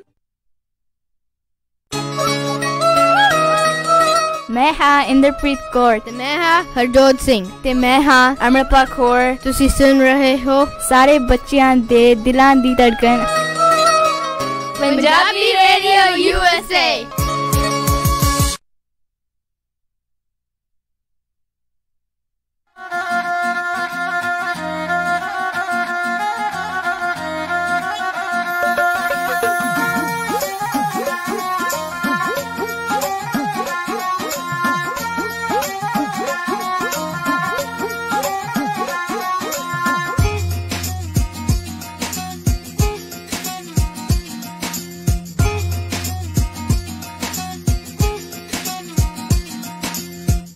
ਪੰਜਾਬੀ ਰੇਡੀਓ USA ਸੁਣ ਰਹੇ ਸਾਰੇ ਹੀ ਮਾਣਯੋਗ ਅਤੇ ਸਤਿਕਾਰਤ ਸਰੋਤਿਆਂ ਨੂੰ ਬਹੁਤ ਹੀ ਪਿਆਰ ਸਤਿਕਾਰ ਸਹਿਤ ਦੋਨੋਂ ਜੁੜ ਕੇ ਨਿੱਘੀ ਜੀ ਸਤਿ ਸ਼੍ਰੀ ਅਕਾਲ। ਇੱਕ ਵਾਰੀ ਫਿਰ ਜੀ ਆਇਆਂ ਨੂੰ ਸਵਾਗਤ ਹੈ ਸਰੋਤੇ ਪ੍ਰੋਗਰਾਮ ਅਪਡੇਟ ਅਮਰੀਕਾ 'ਚ। ਹਰਜੋਤ ਸਿੰਘ ਜੀ ਆਇਆਂ ਨੂੰ ਸਵਾਗਤ ਹੈ ਜੀ। ਧੰਨਵਾਦ ਜੀ। ਸਰੋਤਿਆਂ ਨੂੰ ਇੱਕ ਵਾਰੀ ਫਿਰ ਜੀ ਆਇਆਂ ਤੇ ਬਹੁਤ ਹੀ ਪਿਆਰ ਤੇ ਸਤਿਕਾਰ ਭਰੀ ਸਤਿ ਸ੍ਰੀ ਅਕਾਲ। ਹਰਜੋਤ ਸਿੰਘ ਜੀ, ਇੱਕ ਚੀਜ਼ ਜਿਹੜੀ ਜ਼ਰੂਰ ਕਲੀਅਰ ਕਰ ਦਿਓ ਵੀ ਜੇ ਕਿਸੇ ਦਾ ਕੋਈ ਇਮੀਗ੍ਰੇਸ਼ਨ ਸਟੇਟਸ ਅਮਰੀਕਾ ਦੇ ਵਿੱਚ ਨਹੀਂ ਹੈਗਾ ਜਾਂ ਕੋਈ ਵਿਜ਼ਿਟਰ ਵੀਜ਼ੇ ਦੇ ਉੱਤੇ ਇੱਥੇ ਅਮਰੀਕਾ ਦੇ ਵਿੱਚ ਆਇਆ ਆ, ਕਿ ਉਸ ਨੂੰ ਵੀ ਜਿਹੜੀ ਓਬਾਮਾ ਕੇਅਰ ਰਿਕਵਰਡ ਕੈਲੀਫੋਰਨੀਆ ਮਿਲ ਸਕਦੀ ਹੈ ਕਿ ਨਹੀਂ? ਕਿਉਂਕਿ ਜਿੱਥੋਂ ਤੱਕ ਮੈਨੂੰ ਪਤਾ ਹੈ ਵੀ ਜੇ ਤੁਹਾਡਾ ਇੱਥੇ ਕੋਈ ਲੀਗਲ ਇਮੀਗ੍ਰੇਸ਼ਨ ਸਟੇਟਸ ਹੈਗਾ ਤਾਂ ਹੀ ਜਿਹੜੀ ਉਹ ਮਿਲ ਸਕਦੀ ਹੈ। ਜੀ ਹਾਂ, ਨਹੀਂ ਉਹਨਾਂ ਨੂੰ ਨਹੀਂ ਮਿਲ ਸਕਦੀ ਜਿਨ੍ਹਾਂ ਦੇ ਕੋਲ ਲੀਗਲ ਸਟੇਟਸ ਨਹੀਂ ਹੈਗਾ। ਸੋ ਵਿਜ਼ਿਟਰ ਨੂੰ ਲੀਗਲ ਸਟੇਟਸ ਨਾ ਮੰਨਿਆ ਜਾਵੇ, ਉਹ ਸਿਰਫ ਇੱਥੇ ਵਿਜ਼ਿਟਰ ਆ, ਕੋਈ ਇੱਥੇ ਇਮੀਗ੍ਰੈਂਟ ਜਿਹੜਾ ਉਹ ਨਹੀਂ ਹੋਇਆ ਹੁੰਦਾ ਜੀ। ਪਰ ਕੈਲੀਫੋਰਨੀਆ ਦੇ ਵਿੱਚ ਇੱਕ ਜਿਹੜੇ ਨਵੇਂ ਗਵਰਨਰ ਆਏ ਆ ਜੈਰੀ ਬਰਾਊਨ ਦਾ ਵੀ ਇਹਨਾਂ ਨੇ ਰਿਕਾਰਡ ਤੋੜ ਦਿੱਤਾ।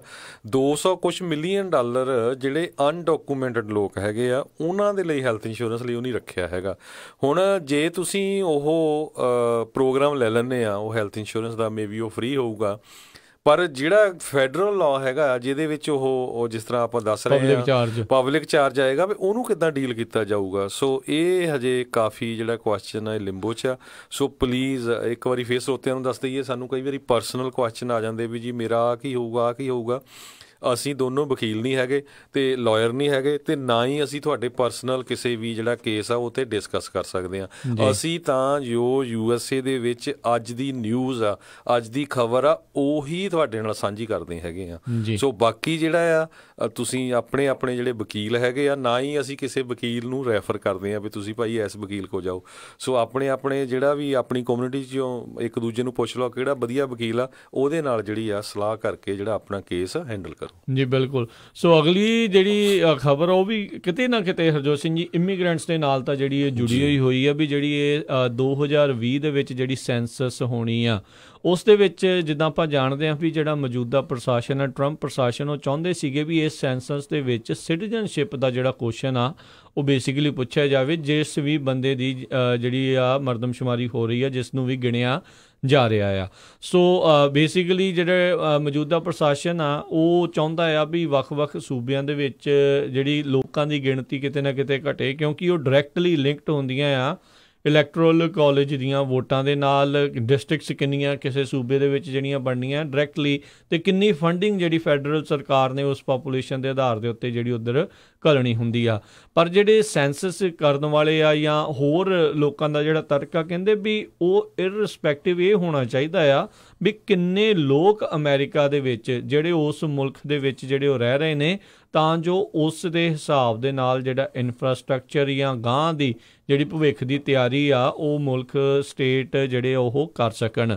ਸੋ ਫੈਡਰਲ ਜੱਜ ਦੇ ਕੋਲ ਇਹ ਕੇਸ ਸੁਣਵਾਈ ਦੇ ਲਈ ਜਿਹੜਾ ਹਰਜੋਤ ਜੀ ਗਿਆ ਸੀਗਾ, ਜਿਸ ਦੇ ਵਿੱਚ ਫੈਡਰਲ ਜੱਜ ਜਿਹੜੇ ਨਿਊਯਾਰਕ ਦੀ ਅਦਾਲਤ ਦੇ ਵਿੱਚ ਉਹਨਾਂ ਨੇ ਕਿਹਾ ਆ ਵੀ ਜਿਹੜਾ ਟਰੰਪ ਐਡਮਿਨਿਸਟ੍ਰੇਸ਼ਨ ਦਾ ਫੈਸਲਾ ਆ ਸਿਟੀਜ਼ਨਸ਼ਿਪ ਕੁਐਸਚਨ ਨੂੰ ਐਡ ਕਰਨ ਦਾ 2020 ਸੈਂਸਸ ਦੇ ਵਿੱਚ, ਉਸ ਨੂੰ ਉਹਨਾਂ ਨੇ ਰੱਦ ਕਰ ਦਿੱਤਾ ਆ ਵੀ ਉਹ ਇਸ ਦੇ ਵਿੱਚ ਐਡ ਨਾ ਹੋਵੇ, ਕਿਉਂਕਿ ਆਲਰੇਡੀ ਲੋਕਾਂ ਦੇ ਮਨਾਂ ਦੇ ਵਿੱਚ ਇੱਕ ਡਰ, ਇੱਕ ਭੈ ਜਿਹੜਾ ਆ ਉਹ ਚੱਲ ਰਿਹਾ ਵੀ ਹਾਏ ਜੇ ਸੈਂਸਸ ਦੇ ਵਿੱਚ ਸਾਨੂੰ ਇਹ ਪੁੱਛ ਲਿਆ ਵੀ ਤੁਸੀਂ ਸਿਟੀਜ਼ਨ ਹੋ ਨਹੀਂ ਹੋ ਜਾਂ ਕੀ ਇਮੀਗ੍ਰੇਸ਼ਨ ਸਟੇਟਸ ਆ, ਇਹ ਤਾਂ ਫਿਰ ਕਹਿੰਦੇ ਵੀ ਆਈਸ ਵਾਲਿਆਂ ਨੂੰ ਸਾਰਿਆਂ ਨੂੰ ਜਿਹੜਾ ਉਹ ਪਤਾ ਲੱਗ ਜੂਗਾ ਤਾਂ ਸਾਨੂੰ ਘਰੋਂ ਘਰੀ ਜਿਹੜੇ ਚੱਕ ਕੇ ਵੀ ਲੈ ਕੇ ਜਾ ਸਕਦੇ ਆ। ਪਰ ਇਹ ਬਾਹਰ ਕੱਢਣ ਦਾ ਮਕਸਦ ਜਿਹੜਾ ਇਹੀ ਆ ਵੀ ਜਿਹੜਾ ਮੇਨ ਮਕਸਦ ਹੁੰਦਾ ਆ ਜਨਗਣਨਾ ਦਾ ਜਾਂ ਮਰਦਮਸ਼ੁਮਾਰੀ ਦਾ, ਵੀ ਇਹ ਪਤਾ ਕਰਨਾ ਵੀ ਕਿੰਨੇ ਲੋਕ ਪੂਰੇ ਅਮਰੀਕਾ ਦੇ ਵਿੱਚ ਇਸ ਟਾਈਮ ਉਹ ਵਸ ਰਹੇ ਨੇ, ਵੀ ਐਕੂਰੇਟ ਐਜ਼ ਪੋਸੀਬਲ ਐਜ਼ ਜਿੰਨੀ ਜ਼ਿਆਦਾ ਠੀਕ ਤੋਂ ਠੀਕ ਜਿਹੜੀ ਜਾਣਕਾਰੀ ਆ ਕਿੰਨੀ ਗਿਣਤੀ ਦੇ ਲੋਕ ਰਹਿ ਰਹੇ ਨੇ ਉਸ ਦੇ ਬਾਰੇ ਜਿਹੜਾ ਉਹ ਪਤਾ ਲੱਗ ਸਕੇ। ਸੋ ਇਹ ਜਿਹੜੇ US ਡਿਸਟ੍ਰਿਕਟ ਜੱਜ ਜੈਸੀ ਫਰਮੈਨ ਉਹਨਾਂ ਨੇ ਐਡਮਿਨਿਸਟ੍ਰੇਸ਼ਨ ਨੂੰ ਜਿਹੜੇ ਹਦਾਇਤਾਂ ਦਿੱਤੀਆਂ ਵੀ ਤੁਸੀਂ ਆਪਣਾ ਜਿਹੜਾ ਪਲਾਨ ਬਣਾ ਰਹੇ ਹੋ ਵੀ ਸਿਟੀਜ਼ਨਸ਼ਿਪ ਕੁਐਸਚਨ ਪੁੱਛਣ ਦਾ, ਉਸ ਨੂੰ ਤੁਸੀਂ ਇੱਥੇ ਹੀ ਰੋਕ ਦਿਓ। ਸੋ ਗਿਣਤੀ ਦੇ ਹਿਸਾਬ ਨਾਲ ਜਿਹੜੀਆਂ ਸਟੇਟਸ ਹੈਗੀਆਂ ਆ ਜਾਂ ਕਾਉਂਟੀਜ਼ ਆ ਜਾਂ ਸਿਟੀਜ਼ ਆ ਉਹਨਾਂ ਨੂੰ ਫੰਡਿੰਗ ਮਿਲਦੀ ਆ ਵੱਖ-ਵੱਖ ਪ੍ਰੋਗਰਾਮਾਂ ਬਾਰੇ, ਹੈਲਥ ਦੀ ਆ ਚਾਹੇ ਸੜਕ ਕਿਸੇ ਤਰ੍ਹਾਂ ਦੀ ਵੀ ਜਿਹੜੀ ਹੈਗੀ ਆ, ਪਲੱਸ ਜਿਹੜੀ ਆ ਡਿਸਟ੍ਰਿਕਟ ਜਿਹੜੀ ਡਿਸਟ੍ਰਿਕਟ ਅਲਾਟ ਹੁੰਦੀਆਂ ਆ ਜੀ। ਬਿਲਕੁਲ, ਕਹਿੰਦੇ ਪਿਛਲੀ ਵਾਰੀ ਕੈਲੀਫੋਰਨੀਆ 'ਚ ਕੁਛ ਲੋਕ ਗਿਣਤੀ ਤੋਂ ਰਹਿ ਗਏ ਸੀ, ਉਹਦੇ ਕਰਕੇ 2 ਕਾਂਗਰਸ ਦੀਆਂ ਸੀਟਾਂ ਜਿਹੜੇ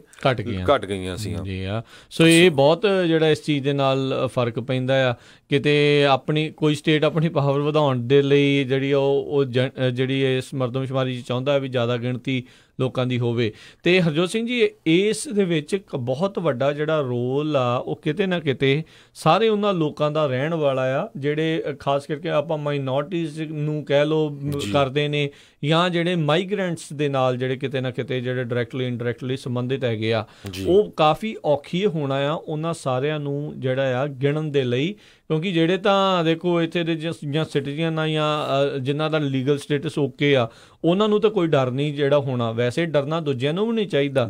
ਜਦੋਂ ਇਹ ਗਿਣਤੀ ਜਿਹੜੀ ਹੋਣੀ ਆ ਲੀਗਲੀ ਤੌਰ ਦੇ ਉੱਤੇ ਤੁਹਾਨੂੰ ਕੋਈ ਪੁੱਛ ਨਹੀਂ ਸਕਦਾ ਸੈਂਸਸ ਦੇ ਵੇਲੇ ਵੀ ਤੁਹਾਡਾ ਇਮੀਗ੍ਰੇਸ਼ਨ ਸਟੇਟਸ ਜਿਹੜਾ ਇੱਕ ਹਿਸਾਬ ਦੇ ਨਾਲ ਕੀ ਹੈਗਾ ਆ। ਸੋ ਇਹ ਚੀਜ਼ਾਂ ਬਹੁਤ ਜ਼ਰੂਰੀ ਆ, ਖਾਸ ਕਰਕੇ ਇਸ ਦੇ ਵਿੱਚ ਹਿਸਪੈਨਿਕ ਅਤੇ ਹੋਰ ਕਈ ਜਿਹੜੇ ਕਹਿ ਲਓ ਵੀ ਕਮਿਊਨਿਟੀਆਂ ਦੇ ਲੋਕ ਜਿਹੜੇ ਇਸ ਦੇ ਵਿੱਚ ਆਉਣਗੇ, ਜਿਨ੍ਹਾਂ ਨੂੰ ਗਿਣਨ ਦੇ ਵਿੱਚ ਕਾਫੀ ਮੁਸ਼ਕਿਲਾਂ ਜਿਹੜੀਆਂ ਇਹਨਾਂ ਨੂੰ ਆ ਸਕਦੀਆਂ ਆ, ਅਤੇ ਕਾਫੀ ਇਹਨਾਂ ਨੇ ਟਰਾਈ ਜਿਹੜੀ ਆ ਸੈਂਸਸ ਦੇ ਵਿੱਚ ਕਰਨੀ ਆ। ਅਤੇ ਆਪਣੀ ਵੀ ਆਪਾਂ ਬੇਨਤੀ ਕਰਨੀ ਆ ਆਪਾਂ ਆਪਣੀ ਕਮਿਊਨਿਟੀ ਨੂੰ, ਆਪਣੀ ਭਾਈਚਾਰੇ ਨੂੰ ਵੀ ਆਪਾਂ ਵੀ ਵੱਧ ਤੋਂ ਵੱਧ ਜਿਹੜੀ ਇਸ ਗਿਣਤੀ ਦੇ ਵਿੱਚ ਜਿਹੜਾ ਉਹ ਸ਼ਾਮਲ ਹੋਣਾ ਆ। ਸਭ ਨੂੰ ਆਪਾਂ ਯਾਦ ਦਿਵਾਉਣਾ ਚਾਹੁੰਦੇ ਹਾਂ ਕੁਛ ਮਹੀਨੇ ਪਹਿਲਾਂ ਜਿਹੜਾ AB 3179 ਜਿਹੜਾ ਬਿੱਲ ਸੀਗਾ ਵੀ ਪੰਜਾਬੀ ਲਾਗੂ ਕਰਨ ਦਾ, ਸਰਕਾਰੀ ਜਿੱਥੇ ਸਹੂਲਤਾਂ ਹੈਗੀਆਂ ਆ ਵੀ ਉੱਥੇ ਤੁਹਾਨੂੰ ਜਿਹੜਾ ਪੰਜਾਬੀ ਭਾਸ਼ਾ ਪੰਜਾਬੀ ਬੋਲੀ ਵਾਲਾ ਕੋਈ ਨਾ ਕੋਈ ਬੰਦਾ ਉੱਥੇ ਮਿਲੂਗਾ, ਉਹ ਡਾਇਰੈਕਟਲੀ ਇਫੈਕਟ ਜਿਹੜਾ ਆ ਇਸ ਦੇ ਨਾਲ ਹੋਣਾ ਆ। ਉਹ ਜੈਰੀ ਬਰਾਊਨ ਨੇ ਤਾਂ ਉਦੋਂ ਰੱਦ ਕਰ ਦਿੱਤਾ ਸੀਗਾ, ਪਰ ਹੁਣ ਨਵਾਂ ਜਿਹੜਾ ਗਵਰਨਰ ਆ ਉਹ ਕਹਿੰਦਾ ਵੀ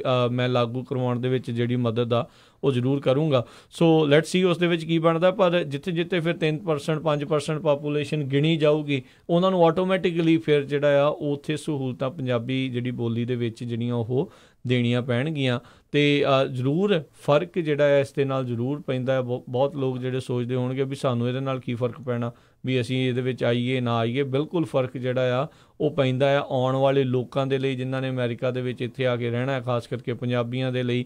ਤੁਹਾਡੀ ਜਿਹੜੀ ਗੱਲ ਉੱਥੇ ਤੱਕ ਪਹੁੰਚਣ ਦੇ ਲਈ ਆਪਾਂ ਅਕਸਰ ਰੌਲਾ ਪਾਉਂਦੇ ਰਹਿੰਦੇ ਆ ਵੀ ਸਾਡੀ ਜਿਹੜਾ ਕੋਈ ਮੁੱਦਾ ਜਿਹੜਾ ਸੁਣਦਾ ਨਹੀਂ ਆ, ਕੋਈ ਗੱਲ ਨਹੀਂ ਕਰਦਾ। ਫਿਰ ਜਦੋਂ ਇਹ ਸੈਂਸਸ ਦੇ ਵਿੱਚ ਉਹ ਆંકੜੇ ਹੋਣਗੇ ਤਾਂ ਉਹਦੇ ਨਾਲ ਬਹੁਤ ਵੱਡਾ ਜਿਹੜਾ ਇੱਕ ਫਰਕ ਆ ਉਹ ਪਵੇਗਾ। ਸੋ ਅਲਟੀਮੇਟਲੀ ਕਹਿੰਦੇ ਵੀ ਜਿਹੜਾ ਕੇਸ ਆ ਇਹ ਹੁਣ ਜਿਹੜਾ ਫੈਡਰਲ ਜੱਜ ਆ ਉਸਨੇ ਤਾਂ ਇਹ ਕਹਿਤਾ ਵੀ ਤੁਸੀਂ ਕੁਐਸਚਨ ਪੁੱਛ ਨਹੀਂ ਸਕਦੇ, ਪਰ ਇਹ ਅਪੈਲੇਟ ਕੋਰਟ 'ਚ ਜਾਊਗਾ। ਉਹ ਤੋਂ ਬਾਅਦ ਇਹ ਕੇਸ ਜਿਹੜਾ ਆ ਸੁਪਰੀਮ ਕੋਰਟ 'ਚ ਜਾ ਕੇ ਇਹ ਡਿਸਾਈਡ ਹੋਊਗਾ। ਜਿਹਦੇ ਸੁਪਰੀਮ ਕੋਰਟ ਕਹਿੰਦੇ ਵੀ ਆਲਰੇਡੀ ਇਸ ਡਿਸਪਿਊਟ ਦੇ ਉੱਤੇ ਉਹਨਾਂ ਨੇ ਹਾਮੀ ਭਰੀ ਆ ਵੀ ਅਸੀਂ ਜੇ ਸਾਡੇ ਤੱਕ ਪਹੁੰਚਦਾ ਆ ਤੇ ਅਸੀਂ ਇਸ ਦੀ ਸੁਣਵਾਈ ਜਿਹੜੀ ਆ ਉਹ ਕਰਾਂਗੇ ਤੇ ਇਸ ਦੇ ਉੱਤੇ ਗੱਲਬਾਤ ਜਿਹੜੀ ਉਹ ਜ਼ਰੂਰ ਕਰਾਂਗੇ ਤੇ ਆਪਣੀ ਰਾਏ ਫਿਰ ਉਸ ਹਿਸਾਬ ਦੇ ਨਾਲ ਦੱਸਾਂਗੇ। ਸੋ ਕਾਫੀ ਜਿਹੜਾ ਇੱਕ ਅਹਿਮ ਮੁੱਦਾ ਜਿਹੜਾ 2020 ਸੈਂਸਸ ਦੇ ਵਿੱਚ ਇਹ ਰਹਿਣ ਵਾਲਾ ਜ਼ਰੂਰ ਹੈਗਾ ਆ। ਫੈਡਰਲ ਸਰਕਾਰ ਆਪਣੀ ਜਿਹੜੀ ਫੰਡਿੰਗ ਘੱਟ ਸੂਬਿਆਂ ਨੂੰ ਦੇਣੀ ਪਵੇ ਉਸ ਲਈ ਜਿਹੜੀ ਇਹ ਸਿਟੀਜ਼ਨਸ਼ਿਪ ਦਾ ਜਿਹੜਾ ਸਵਾਲ ਹੈ ਇਸ ਦੇ ਵਿੱਚ ਐਡ ਕਰਨਾ ਚਾਹੁੰਦੇ ਨੇ ਜੀ। ਅਗਲੀ ਖਬਰ ਬਾਅਦ ਚੱਲੀਏ। ਜਿਸ ਤਰ੍ਹਾਂ ਆਪਾਂ ਕੱਲ੍ਹ ਵੀ ਦੱਸਿਆ ਸੀ, ਇੱਕ ਜਿਹੜੀ ਬੱਚੀ ਆ ਉਹਨੂੰ ਕਿਡਨੈਪ ਕਰ ਲਿਆ ਗਿਆ ਸੀ ਜਦੋਂ ਵਿਸਕੌਨਸਨ ਦੇ ਵਿੱਚ ਉਹਦੇ ਪੇਰੈਂਟਸ ਨੂੰ ਗੋਲੀ ਦੇ ਨਾਲ ਮਾਰ ਦਿੱਤਾ ਗਿਆ ਸੀ ਤੇ ਉਹ ਕਾਫੀ ਦਿਨਾਂ ਤੋਂ ਬਾਅਦ ਅਕਤੂਬਰ 15 ਨੂੰ ਇਹ ਜਿਹੜੀ ਆ ਘਟਨਾ ਵਾਪਰੀ ਸੀ। ਉਹ ਤੋਂ ਬਾਅਦ ਕੁਛ ਦਿਨ ਪਹਿਲਾਂ ਹੀ ਜਿਹੜਾ ਉਹਦਾ ਕੈਪਟਿਵ ਆ ਉਹਨੂੰ ਫੜ ਲਿਆ ਗਿਆ ਤੇ ਉਹ ਜਿਹੜੀ ਬੱਚੀ ਆ ਉਹ ਠੀਕ ਠਾਕ ਬਾਹਰ ਆਈ ਤੇ ਉਸਨੇ ਦੱਸਿਆ ਵੀ ਜਿਸ ਟਾਈਮ ਦੇ ਉੱਤੇ 911 ਕਾਲ ਵੀ ਹੋਈ ਤੇ ਕਹਿੰਦੇ ਵੀ ਕੋਈ 20 ਸੈਕਿੰਡ ਦਾ ਹੀ ਫਰਕ ਰਹਿ ਗਿਆ ਸੀ ਜਿਹੜਾ ਪੁਲਿਸ ਜਦੋਂ ਘਰ ਆਈ ਤੇ ਮੀਨ ਟਾਈਮ ਉਹ ਜਿਹੜਾ ਬੰਦਾ ਆ ਕਾਰ ਦੇ ਵਿੱਚ ਲੈ ਕੇ ਉਸ ਨੂੰ ਚਲਾ ਗਿਆ। ਉਹ ਟਰੰਕ ਦੇ ਵਿੱਚ ਹੀ ਸੀ, ਕਹਿੰਦੇ ਸਕਰੀਮ ਵੀ ਕਰਦੀ ਸੀ ਪਰ ਪੁਲਿਸ ਨੂੰ ਕਿਉਂਕਿ ਉਹਦਾ ਪੁਲਿਸ ਦੀ ਜਿਹੜੇ ਸਾਇਰਨ ਸੀ ਉਹਨਾਂ ਦਾ ਇੰਨਾ ਰੌਲਾ ਸੀ ਉਹ ਪਤਾ ਨਹੀਂ ਚੱਲਿਆ। ਉਹ ਤੋਂ ਬਾਅਦ ਇੱਕ ਵਾਰੀ ਫੇਰ ਕਹਿੰਦੇ ਸੇਮ ਸਿਚੁਏਸ਼ਨ ਹੋਈ, ਜਿਹੜੀ ਕਾਰ ਆ ਉਹ ਬਿਲਕੁਲ ਪੁਲਿਸ ਦੇ ਕੋਲੋਂ ਲੰਘੀ ਤੇ ਪੁਲਿਸ ਵਾਲੇ ਮਿਸ ਕਰ ਗਏ ਤੇ ਤੀਸਰੀ ਵਾਰੀ ਜਾ ਕੇ ਜਿਹੜੀ ਆ ਉਹ ਬੱਚੀ ਆ ਉਹ ਇੱਕ ਸੈਰ ਕਰ ਰਹੀ ਬੀਬੀ ਸੀ ਉਹਦੇ ਕੋਲ ਗਈ, ਕਿਸੇ ਤਰ੍ਹਾਂ ਭੱਜ ਗਏ ਤੇ ਦੱਸਿਆ ਵੀ ਮੈਨੂੰ ਜਿਹੜਾ ਆ ਕਿਡਨੈਪ ਕੀਤਾ ਗਿਆ ਹੈਗਾ। ਸੋ ਇਹ ਦੇਖੋ ਵੀ ਆਪਾਂ ਦੇਖਦੇ ਹਾਂ ਬਹੁਤ ਵਾਰ ਤੁਹਾਨੂੰ ਅਲਰਟ ਆਉਂਦਾ ਹੈਗਾ ਆ ਵੀ ਜੀ ਇਹ ਬੱਚਾ ਇੱਥੇ ਕਿਡਨੈਪ ਹੋ ਗਿਆ ਜਾਂ ਆਹ ਬਜ਼ੁਰਗ ਮਿਸਿੰਗ ਹੈਗਾ ਆ। ਸੋ ਪਲੀਜ਼ ਜਿੰਨੇ ਵੀ ਸਾਡੇ ਸਰੋਤੇ ਹੈਗੇ ਆ, ਕਈ ਵਾਰੀ ਕੀ ਹੁੰਦਾ ਉਸੇ ਵੇਲੇ ਬੰਦ ਕਰ ਦਿੰਦੇ ਆਪਾਂ ਫੋਨ, ਉਹਨੂੰ ਧਿਆਨ ਨਾਲ ਸੁਣ ਕੇ ਜ਼ਰੂਰ ਜੇ ਤੁਸੀਂ ਹਾਈਵੇ 'ਤੇ ਜਾਂਦੇ ਆ ਕਿਤੇ ਵੀ ਜਾਂਦੇ ਆ ਜਿਹੜੀ ਗੱਡੀ ਦੱਸੀ ਹੈਗੀ ਆ ਉਹ ਜ਼ਰੂਰ ਨੋਟ ਕਰਿਆ ਕਰੋ ਕਿਉਂਕਿ ਕਿਸੇ ਨਾ ਕਿਸੇ ਦੀ ਜਿਹੜੀ ਲਾਈਫ ਆ ਉਹ ਬਚ ਸਕਦੀ ਆ। ਬਹੁਤ ਵਾਰੀ ਇੱਦਾਂ ਹੋਇਆ ਵੀ ਲੋਕਾਂ ਨੇ ਇਹ ਚੀਜ਼ ਧਿਆਨ ਨਾਲ ਐਂਬਰ ਅਲਰਟ ਜਾਂ ਇਹ ਚੀਜ਼ਾਂ ਜਿਹੜੀਆਂ ਉਹ ਦੇਖੀਆਂ ਸੁਣੀਆਂ ਤੇ ਜਿਸ ਤੋਂ ਬਾਅਦ ਦੇ ਵਿੱਚ ਅਧਿਕਾਰੀਆਂ ਨੂੰ ਇਤਲਾਹ ਕਰਨ ਤੋਂ ਬਾਅਦ 'ਚ ਉਹਨਾਂ ਬੱਚਿਆਂ ਦੀ ਜਿਹੜੀ ਆ ਜਾਨ ਉੱਥੇ ਬਚੀ ਵੀ ਆ। ਅਗਲੀ ਜਿਹੜੀ ਹਰਜੋਤ ਸਿੰਘ ਜੀ ਗੱਲ ਕਰਦੇ ਆ, ਯੂਰਪ ਦੇ ਵਿੱਚ ਘਮਾਸਾਨ ਜਿਹੜਾ ਪੂਰਾ ਜ਼ੋਰਾਂ ਦੇ ਉੱਤੇ ਚੱਲ ਰਿਹਾ ਆ। ਬ੍ਰਿਟੇਨ ਦਾ ਜਿਹੜਾ ਐਗਜ਼ਿਟ ਹੋਣਾ ਆ, ਬ੍ਰੈਕਸਿਟ ਜਿਹੜਾ ਹੋਇਆ ਪਿਆ ਆ, ਉਸ ਦੀ ਉਹਨਾਂ ਨੂੰ ਮਨਜ਼ੂਰੀ ਜਿਹੜੀ ਪਾਰਲੀਮੈਂਟ ਦੇ ਵਜੋਂ ਉਹਨਾਂ ਦੀ ਆਪਣੀ ਪਾਰਲੀਮੈਂਟ ਦੇ ਵਿੱਚ ਜਿਹੜੀ ਉਹ ਕਿਤੇ ਨਾ ਕਿਤੇ ਮਿਲ ਨਹੀਂ ਰਹੀ। ਕੰਜ਼ਰਵੇਟਿਵ ਪਾਰਟੀ ਦੀ ਜਿਹੜੀ ਇਸ ਟਾਈਮ ਪ੍ਰਾਈਮ ਮਿਨਿਸਟਰ ਥਰੀਸਾ ਮੇ ਚੱਲ ਰਹੇ ਆ, ਉਹਨਾਂ ਨੂੰ ਜਿਹੜੀ ਪੂਰੀ ਕਹਿ ਲਓ ਸਪੋਰਟ ਆਪਣੀ ਪਾਰਲੀਮੈਂਟ ਦੇ ਵਜੋਂ ਨਹੀਂ ਮਿਲ ਰਹੀ। ਸੋ ਬੜੇ ਲਿੰਬੋ ਦੇ ਵਿੱਚ ਨੇ, ਉਹਨਾਂ ਨੂੰ ਇਹ ਨਹੀਂ ਪਤਾ ਲੱਗ ਰਿਹਾ, ਬੜੀ ਦੁਚਿੱਤੀਆਂ ਜਿਹੜੀਆਂ ਉਹਨਾਂ ਦੇ ਸਾਹਮਣੇ ਆਈਆਂ ਹੋਈਆਂ ਵੀ ਕਰਨਾ ਕੀ ਆ ਤੇ ਹੋਊਗਾ ਕੀ। ਸੋ ਅੱਜ ਕਹਿੰਦੇ ਇੱਕ ਬੜੀ ਇੰਪੋਰਟੈਂਟ ਵੋਟ ਪਾਰਲੀਮੈਂਟ ਦੇ ਵਿੱਚ ਉੱਥੇ ਹੋਣ ਜਾ ਰਹੀ ਆ। ਇਸ ਦੇ ਵਿੱਚ ਕਿਤੇ ਨਾ ਕਿਤੇ ਇਹ ਵੀ ਮਸਲਾ ਜਿਹੜਾ ਹਰਜੋਤ ਸਿੰਘ ਜੀ ਆ ਸਕਦਾ ਆ ਵੀ ਇਹਨਾਂ ਜਿਹੜੀਆਂ ਉਹਨਾਂ ਨੇ ਬੇਸਿਕਲੀ ਨੈਗੋਸ਼ੀਏਸ਼ਨ ਯੂਰਪੀਅਨ ਸੰਘ ਦੇ ਨਾਲ ਕੀਤੀਆਂ ਬਰਸਲਸ ਦੇ ਵਿੱਚ, ਉਸ ਦੀ ਮਨਜ਼ੂਰੀ ਜਿਹੜੀ ਪਾਰਲੀਮੈਂਟ ਦੇ ਵਿੱਚੋਂ ਲੈਣ ਦੀ ਇਹਨਾਂ ਦੀ ਕੋਸ਼ਿਸ਼ ਹੈਗੀ ਆ। ਤੇ ਜਿੱਦਾਂ ਦਾ ਹਾਲਾਤ ਜਿਹੜੇ ਬਣ ਰਹੇ ਆ, ਇੱਦਾਂ ਲੱਗ ਰਿਹਾ ਵੀ ਉਸ ਪੂਰੀਆਂ ਨੈਗੋਸ਼ੀਏਸ਼ਨ ਨੂੰ, ਉਸ ਗੱਲਬਾਤ ਦੇ ਉੱਤੇ, ਉਸ ਖਰੜੇ ਦੇ ਉੱਤੇ ਮੋਹਰ ਜਿਹੜੀ ਪਾਰਲੀਮੈਂਟ ਲਾਉਣ ਨੂੰ ਤਿਆਰ ਨਹੀਂ ਹੈਗਾ ਮੈਜੋਰਟੀ ਦੇ ਵਿੱਚ। ਸੋ ਇਹ ਹੁਣ ਦੇਖਣ ਵਾਲੀ ਗੱਲ ਹੋਊਗੀ ਪਰ ਸਮਾਂ ਇਹਨਾਂ ਦੇ ਕੋਲ ਬਹੁਤ ਘੱਟ ਜਿਹੜਾ ਰਹਿ ਗਿਆ, ਤਕਰੀਬਨ 2.5 ਮਹੀਨੇ ਦਾ 2.5 ਮਹੀਨੇ ਦਾ ਜਿਹੜਾ ਆ ਉਹ ਸਮਾਂ ਇਹਨਾਂ ਦੇ ਕੋਲ ਬਚਿਆ ਹੋਇਆ ਆ। ਤੇ ਜੇ ਇਹ ਗੱਲਬਾਤ ਕਿਸੇ ਸਿਰੇ ਦੇ ਉੱਤੇ ਨਹੀਂ ਚੜ੍ਹਦੀ ਤਾਂ ਇਹ ਸਰਕਾਰ ਵੀ ਡਿੱਗ ਸਕਦੀ ਆ। ਦੁਬਾਰਾ ਉੱਥੇ ਰੈਫਰੈਂਡਮ ਹੋਣ ਦੀਆਂ ਵੀ ਜਿਹੜੀਆਂ ਚਰਚਾਵਾਂ ਜਿਹੜੀਆਂ ਇਸ ਟਾਈਮ ਚੱਲ ਪਈਆਂ ਆ ਤੇ ਕਹਿੰਦੇ ਡੈਮੋਕ੍ਰੇਸੀ ਦੇ ਵਿੱਚ ਇਹ ਵੀ ਪਹਿਲੀ ਦੀ ਹੋਊਗਾ। ਪਹਿਲੋਂ ਲੋਕਾਂ ਨੇ ਮਨਜ਼ੂਰੀ ਦਿੱਤੀ ਆ ਬ੍ਰੈਕਸਿਟ ਜਿਹੜੀ ਉਹ ਕਰਨ ਦੀ, ਤੇ ਹੁਣ ਬ੍ਰੈਕਸਿਟ ਦੇ ਵਿੱਚੋਂ ਨਿਕਲਣ ਦੇ ਲਈ ਦੁਬਾਰਾ ਰੈਫਰੈਂਡਮ ਜਿਹੜਾ ਉਹ ਕਰਵਾਇਆ ਜਾ ਸਕਦਾ ਆ। ਪਰ ਹਾਲਾਤ ਜਿਹੜੇ ਆ ਕਿਤੇ ਨਾ ਕਿਤੇ ਜਿਹੜੇ ਨਾਸਾਜ਼ ਹੀ ਜਿਹੜੇ ਇੱਕ ਹਿਸਾਬ ਦੇ ਨਾਲ ਚੱਲ ਰਹੇ ਆ ਮੌਜੂਦਾ ਸਰਕਾਰ ਦੇ ਲਈ ਜਿਹੜੀ ਨੈਗੋਸ਼ੀਏਸ਼ਨ ਕਰ ਰਹੇ ਆ। ਤੇ ਕਹਿੰਦੇ ਵੀ ਮਸਲਾ ਇਹ ਵੱਡਾ ਬਣਿਆ ਹੋਇਆ ਉੱਥੇ ਵੀ ਜੇ ਪਾਰਲੀਮੈਂਟ ਮਨਜ਼ੂਰੀ ਇਹਨਾਂ ਨੂੰ ਇਸ ਖਰੜੇ ਦੇ ਉੱਤੇ ਨਹੀਂ ਕਰਦੀ ਤਾਂ ਉਹ ਜੇ ਦੁਬਾਰਾ ਯੂਰਪੀਅਨ ਸੰਘ ਦੇ ਵਿੱਚ ਥਰੀਸਾ ਮੇ ਜਾਂਦੇ ਵੀ ਆ ਤਾਂ ਯੂਰਪੀਅਨ ਸੰਘ ਨੇ ਪਹਿਲਾਂ ਹੀ ਕਲੀਅਰ ਕੀਤਾ ਹੋਇਆ ਵੀ ਅਸੀਂ ਹੋਰ ਨੈਗੋਸ਼ੀਏਸ਼ਨ ਇਹਨਾਂ ਦੇ ਨਾਲ ਕਰਨੀ ਨਹੀਂ, ਗੱਲਬਾਤ ਜਿਹੜੀ ਹੋਰ ਕਰਨੀ ਨਹੀਂ। ਜੋ ਅਸੀਂ ਦੇਣਾ ਸੀ ਜਾਂ ਲੈਣਾ ਸੀ ਜਾਂ ਜੋ ਵੀ ਗੱਲਬਾਤ ਸੀ ਉਹ ਅਸੀਂ ਆਪਣੇ ਵੱਲੋਂ ਪੂਰੀ ਕਰ ਚੁੱਕੇ ਹਾਂ। ਹੋਰ ਦੁਬਾਰਾ ਗੱਲਬਾਤ ਦਾ ਜਿਹੜਾ ਉੱਥੇ ਕੋਈ ਫਾਇਦਾ ਹੈ ਨਹੀਂ ਆ। ਯੂਰਪੀਅਨ ਸੰਘ ਕਿਤੇ ਨਾ ਕਿਤੇ ਚਾਹੁੰਦਾ ਨਹੀਂ ਆ ਵੀ ਜਿਹੜਾ ਬ੍ਰਿਟੇਨ ਆ ਉਹ ਵੀ ਜਿਹੜੇ ਇਸ ਦੇ ਵਿੱਚੋਂ ਜਿਹੜਾ ਨਿਕਲੇ ਤੇ ਜਿਹੜੀ ਉੱਥੇ ਦੀ ਲਿਬਰਲ ਜਾਂ ਲੇਬਰ ਪਾਰਟੀ ਵਾਲੇ ਆ ਉਹ ਵੀ ਜਿਹੜੇ ਕਿਤੇ ਨਾ ਕਿਤੇ ਨਹੀਂ ਜਿਹੜਾ ਸੀ ਉਹ ਚਾਹੁੰਦੇ। ਸੋ ਲੈਟਸ ਸੀ ਜਿਹੜਾ ਇਸ ਦੇ ਵਿੱਚ ਹੁਣ ਆਉਣ ਵਾਲੇ ਸਮੇਂ ਦੇ ਵਿੱਚ ਕੀ ਬਣਦਾ। ਬੜੀ ਅਹਿਮ ਵੋਟ ਪਾਰਲੀਮੈਂਟ ਦੇ ਵਿੱਚ ਅੱਜ ਥਰੀਸਾ ਮੇ ਦੀ ਸਰਕਾਰ ਉੱਥੇ ਲੈ ਕੇ ਆ ਰਹੀ ਹੈ। ਅਗਲੀ ਖਬਰ ਵੱਲ ਚੱਲੀਏ ਜੋ ਕਿ ਬੜੀ ਬੁਰੀ ਖਬਰ ਜਿਹੜੀ ਆ ਰਹੀ ਆ ਕੀਨੀਆ ਤੋਂ। ਕੀਨੀਆ ਦੇ ਵਿੱਚ ਸਰੋਤਿਆਂ ਨੂੰ ਯਾਦ ਹੋਊਗਾ ਵੀ ਸੰਨ 2013 ਦੇ ਵਿੱਚ ਸਤੰਬਰ ਮਹੀਨੇ ਦੇ ਵਿੱਚ ਕੁਛ ਮਾਸਕਡ ਮੈਨ ਜਿਹੜੇ ਉਹਨਾਂ ਨੇ ਨਕਾਬ ਪਾਏ ਹੋਏ ਸੀ, ਉਸ ਟਾਈਮ ਇੱਕ ਵੈਸਟਗੇਟ ਸ਼ਾਪਿੰਗ ਮਾਲ ਉੱਥੇ ਅਟੈਕ ਕਰ ਦਿੱਤਾ ਸੀ, ਜਿਹਦੇ ਨਾਲ 67 ਲੋਕ ਮਾਰੇ ਗਏ ਸੀ ਅਤੇ 200 ਤੋਂ ਵੱਧ ਫੱਟੜ ਹੋਏ ਸੀ। ਐਲ ਸ਼ਵਾਬ ਨਾਮ ਦੀ ਅੱਤਵਾਦੀ ਜਥੇਬੰਦੀ ਆ ਜਿਹੜੀ ਸੋਮਾਲੀਆ ਦੀ, ਇਹਨਾਂ ਨੇ ਉਸ ਟਾਈਮ ਦੇ ਉੱਤੇ ਕਲੇਮ ਲਿਆ ਸੀ।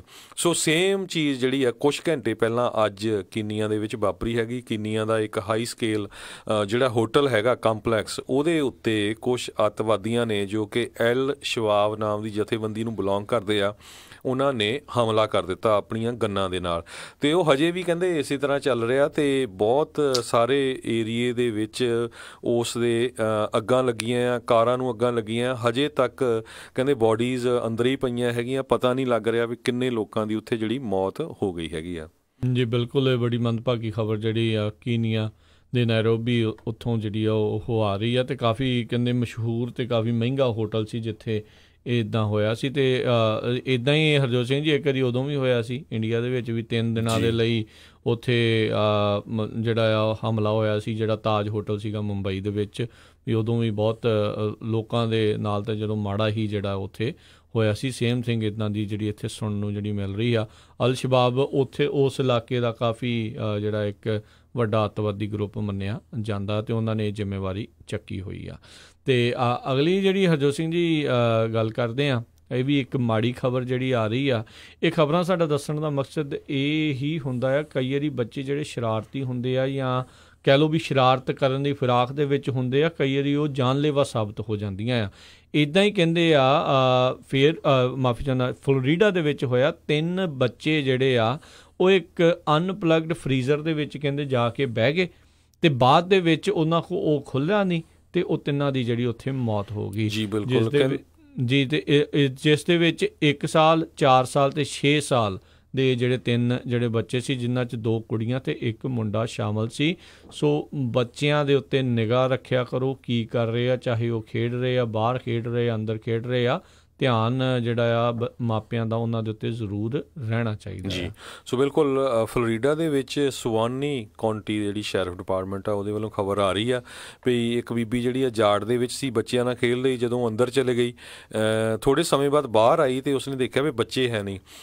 ਆਪਣੀ ਗ੍ਰੈਂਡ ਮਦਰ ਕੋਲ ਗਈ, ਰੌਲਾ ਰੱਪਾ ਪਿਆ। ਕਹਿੰਦੇ ਅੱਧੇ ਘੰਟੇ ਬਾਅਦ ਪਤਾ ਲੱਗਾ ਜਿਹੜਾ ਬੈਕ ਸਾਈਡ 'ਤੇ ਉਹਨਾਂ ਦਾ ਇੱਕ ਚੈਸਟ ਫਰੀਜ਼ਰ ਜਿਹੜਾ ਪਿਆ ਸੀ, ਬੱਚੇ ਕਿਤੇ ਉਹਦੇ ਵਿੱਚ ਵੜ ਗਏ ਅਤੇ ਉਹ ਉੱਪਰੋਂ ਬੰਦ ਹੋ ਗਿਆ, ਜਿਹਦੇ ਨਾਲ ਉਹ 30 ਤੋਂ 40 ਮਿੰਟ ਉਸ ਫਰੀਜ਼ਰ ਦੇ ਵਿੱਚ ਰਹੇ। ਤੁਹਾਨੂੰ ਪਤਾ ਹੀ ਆ ਵੀ ਜਦੋਂ ਫਰੀਜ਼ਰ ਚਾਹੇ ਅਨਪਲੱਗ ਵੀ ਹੋਵੇ ਅਤੇ ਉਹਦੀ ਬਿਲਕੁਲ ਏਅਰ ਟਾਈਟ ਹੁੰਦਾ ਹੈਗਾ ਆ। ਅਤੇ ਉਹ ਤਿੰਨੇ ਬੱਚੇ ਜਿਹੜੇ ਆ ਬੜੀ ਛੋਟੀ ਉਮਰ ਦੇ ਸੀਗੇ, 1 ਸਾਲ 4 ਸਾਲ ਅਤੇ 6 ਸਾਲ, ਤਿੰਨਾਂ ਦੀ ਜਿਹੜੀ ਆ ਉਹ ਮੌਤ ਹੋ ਗਈ ਹੈਗੀ ਆ। ਬਿਲਕੁਲ ਇਹ ਬਹੁਤ ਮਾੜੀ ਜਿਹੜੀ ਖਬਰ, ਬਹੁਤ ਮਾੜੀ ਜਿਹੜੀ ਘਟਨਾ ਵਾਪਰੀ ਆ। ਸੋ ਅਸੀਂ ਤਾਂ ਹੀ ਕਹਿੰਦੇ ਹਾਂ ਵੀ ਪਲੀਜ਼ ਜਿਹੜਾ ਇਹਨਾਂ ਚੀਜ਼ਾਂ ਦੇ ਉੱਤੇ ਜ਼ਰੂਰ ਧਿਆਨ ਰੱਖਿਆ ਕਰੋ, ਬੱਚਿਆਂ ਦੇ ਉੱਤੇ ਨਜ਼ਰ ਜਿਹੜੀ ਉਹ ਰੱਖਣੀ ਆ ਉਹ ਬਹੁਤ ਹੀ ਜ਼ਰੂਰੀ ਹੁੰਦੀ ਆ। ਅਤੇ ਅਗਲੀਆਂ ਜਿਹੜੀਆਂ ਹਰਜੋਤ ਸਿੰਘ ਜੀ ਖਬਰਾਂ ਦੇ ਉੱਤੇ ਜਿਹੜਾ ਆਪਾਂ ਵੱਧਦੇ ਹਾਂ ਜੀ। ਸੋ ਇੱਦਾਂ ਹੀ ਇੱਕ ਤਰ੍ਹਾਂ ਇੱਕ ਹੈਡੀਆ ਪੈਂਡਲਟਨ ਜਿਹਦੀ ਜਿਹੜੀ ਆ ਇੱਕ ਜਿਹੜਾ ਬੰਦਾ ਆ ਜਿਸ ਨੇ ਉਹਨੂੰ ਕਤਲ ਕਰ ਦਿੱਤਾ ਸੀਗਾ, ਉਹ ਬੜੀ ਹੀ ਕਹਿੰਦੇ ਪਈ ਟੇਲੈਂਟਡ ਬੱਚੀ ਸੀ, ਜਿਹੜੀ ਕਿ ਪ੍ਰੈਜ਼ੀਡੈਂਟ ਜਦੋਂ ਬਰਾਕ ਓਬਾਮਾ ਦੀ ਇਨੋਗਰੇਸ਼ਨ ਹੋਈ ਸੀ ਉਸ ਟਾਈਮ ਦੇ ਉੱਤੇ ਵੀ ਜਿਹੜਾ ਆ ਉਸਨੇ ਉਹਦੇ ਵਿੱਚ ਪਰਫੋਰਮ ਕੀਤਾ ਸੀ ਅਤੇ ਉਸ ਨੂੰ ਜਿਹੜਾ ਆ ਮਾਰ ਦਿੱਤਾ ਗਿਆ ਸੀ। ਅਤੇ ਉਹ ਜਿਸ ਬੰਦੇ ਨੇ ਉਹਨੂੰ ਮਾਰਿਆ ਉਸ ਨੂੰ 84 ਸਾਲਾਂ ਦੀ ਜਿਹੜੀ ਆ ਸਜ਼ਾ ਸੁਣਾਈ ਗਈ ਹੈਗੀ ਆ। ਮਾਈਕਲ ਵਾਰਡ ਜੋ ਕਿ 24 ਸਾਲਾਂ ਦਾ ਸੀਗਾ ਗਨਮੈਨ, ਜਿਸ ਨੇ ਇਸ ਸਕੂਲ ਦੀ ਬੱਚੀ ਦੇ ਉੱਤੇ ਗੋਲੀਆਂ ਦੇ ਨਾਲ ਜਿਹੜਾ ਆ ਫਾਇਰ ਜਿਹੜੀ ਗੋਲੀਆਂ ਚਲਾਈਆਂ ਸੀਆਂ, ਜਿਹਦੇ ਨਾਲ ਹੈਦਿਆ ਨਾਮ ਦੀ ਜਿਹੜੀ ਇਹ ਬੱਚੀ ਆ ਇਹਦੀ ਮੌਤ ਹੋ ਗਈ ਸੀ। ਅਤੇ ਇਹ ਜਿਹੜਾ ਕੇਸ ਹੈਗਾ ਆ ਕਾਫੀ ਜਿਹੜਾ ਨਿਊਜ਼ ਦੇ ਵਿੱਚ ਆਇਆ ਸੀ, ਕਿਉਂਕਿ ਜਦੋਂ ਬੱਚੀ ਦੀ ਵਿਚਾਰੀ ਦੀ ਮੌਤ ਹੋਈ 1 ਹਫ਼ਤਾ ਹੀ ਪਹਿਲਾਂ ਉਸਨੇ ਪ੍ਰੈਜ਼ੀਡੈਂਟ ਬਰਾਕ ਓਬਾਮਾ ਦਾ ਜਿਹੜਾ 2nd ਇਨੋਗਰੇਸ਼ਨ ਸੀ ਉਹਦੇ ਵਿੱਚ ਪਾਰਟੀਸਪੇਟ ਕੀਤਾ ਸੀ। ਸੋ ਹੁਣ ਉਸ ਬੰਦੇ ਨੂੰ ਜਿਹੜੀ ਆ 84 ਸਾਲਾਂ ਦੀ ਜਿਹੜੀ ਆ ਸਜ਼ਾ ਹੋਈ ਹੈਗੀ ਆ। ਜੀ ਅਗਲੀ ਜਿਹੜੀ ਖਬਰ ਉਸ ਦੇ ਉੱਤੇ ਹਰਜੋਤ ਸਿੰਘ ਨੇ ਨਜ਼ਰ ਮਾਰਦੇ ਆ। ਈਰਾਨ ਵਾਲਿਆਂ ਨੇ ਅਮਰੀਕਾ ਦੀਆਂ ਜਿਹੜੀਆਂ ਬਾਰ-ਬਾਰ ਚੇਤਾਵਨੀਆਂ ਦੇਣ ਦੇ ਬਾਵਜੂਦ ਉਹਨਾਂ ਨੇ ਇੱਕ ਸੈਟੇਲਾਈਟ ਕੱਲ੍ਹ ਕਹਿੰਦੇ ਆ ਲਾਂਚ ਕਰਨ ਦੀ ਕੋਸ਼ਿਸ਼ ਕੀਤੀ, ਪਰ ਉਹ ਸੈਟੇਲਾਈਟ ਔਰਬਿਟ ਦੇ ਵਿੱਚ ਪਹੁੰਚਣ ਦੇ ਵਿੱਚ ਨਾਕਾਮਯਾਬ ਜਿਹੜਾ ਉਹ ਰਿਹਾ ਆ। ਸੋ ਸੈਟੇਲਾਈਟ ਜਿਹੜੇ ਦੇਖੋ ਲਗਾਤਾਰ ਇਹ ਮਿਜ਼ਾਈਲਾਂ ਦੇ ਨਾਲ ਜਿਹੜਾ ਖੇਡ ਰਹੇ ਆ, ਇਹ ਅੱਗ ਦੇ ਨਾਲ ਖੇਡਣ ਵਾਲੀ ਗੱਲ ਈਰਾਨ ਵਾਲੇ ਬਾਰ-ਬਾਰ ਜਿਹੜੀ ਉਹ ਕਰ ਰਹੇ ਆ, ਅਤੇ ਅਮਰੀਕਾ ਬਾਰ-ਬਾਰ ਚੇਤਾਵਨੀਆਂ ਦੇ ਰਿਹਾ ਆ। ਅਤੇ ਹੁਣ ਇਹ ਨਹੀਂ ਪਤਾ ਵੀ ਅਮਰੀਕਾ ਇਹਨਾਂ ਦੇ ਉੱਤੇ ਜਿਹੜਾ ਕਿਹੜਾ ਕੋਈ ਹੋਰ ਸਖਤ ਕਦਮ ਜਿਹੜਾ ਚੁੱਕ ਸਕਦਾ। ਆਲਰੇਡੀ ਬਹੁਤ ਸਾਰੀਆਂ ਆਰਥਿਕ ਰੋਕਾਂ ਉਹਨਾਂ ਨੇ ਜਿਹੜੀਆਂ ਉਹ ਲਾ ਦਿੱਤੀਆਂ ਹੋਈਆਂ ਨੇ। ਕਹਿੰਦੇ ਵੀ ਜਿਹੜੀ ਉਹਦੀ ਤੀਸਰੀ ਸਟੇਜ ਸੀਗੀ ਵੀ ਉਸ ਦੀ ਇਨਫ ਸਪੀਡ ਜਿਹੜੀ ਉਹ ਨਹੀਂ ਬਣ ਸਕੀ ਅਤੇ ਔਰਬਿਟ ਦੇ ਵਿੱਚ ਨਹੀਂ ਉਹ ਪਹੁੰਚ ਸਕਿਆ।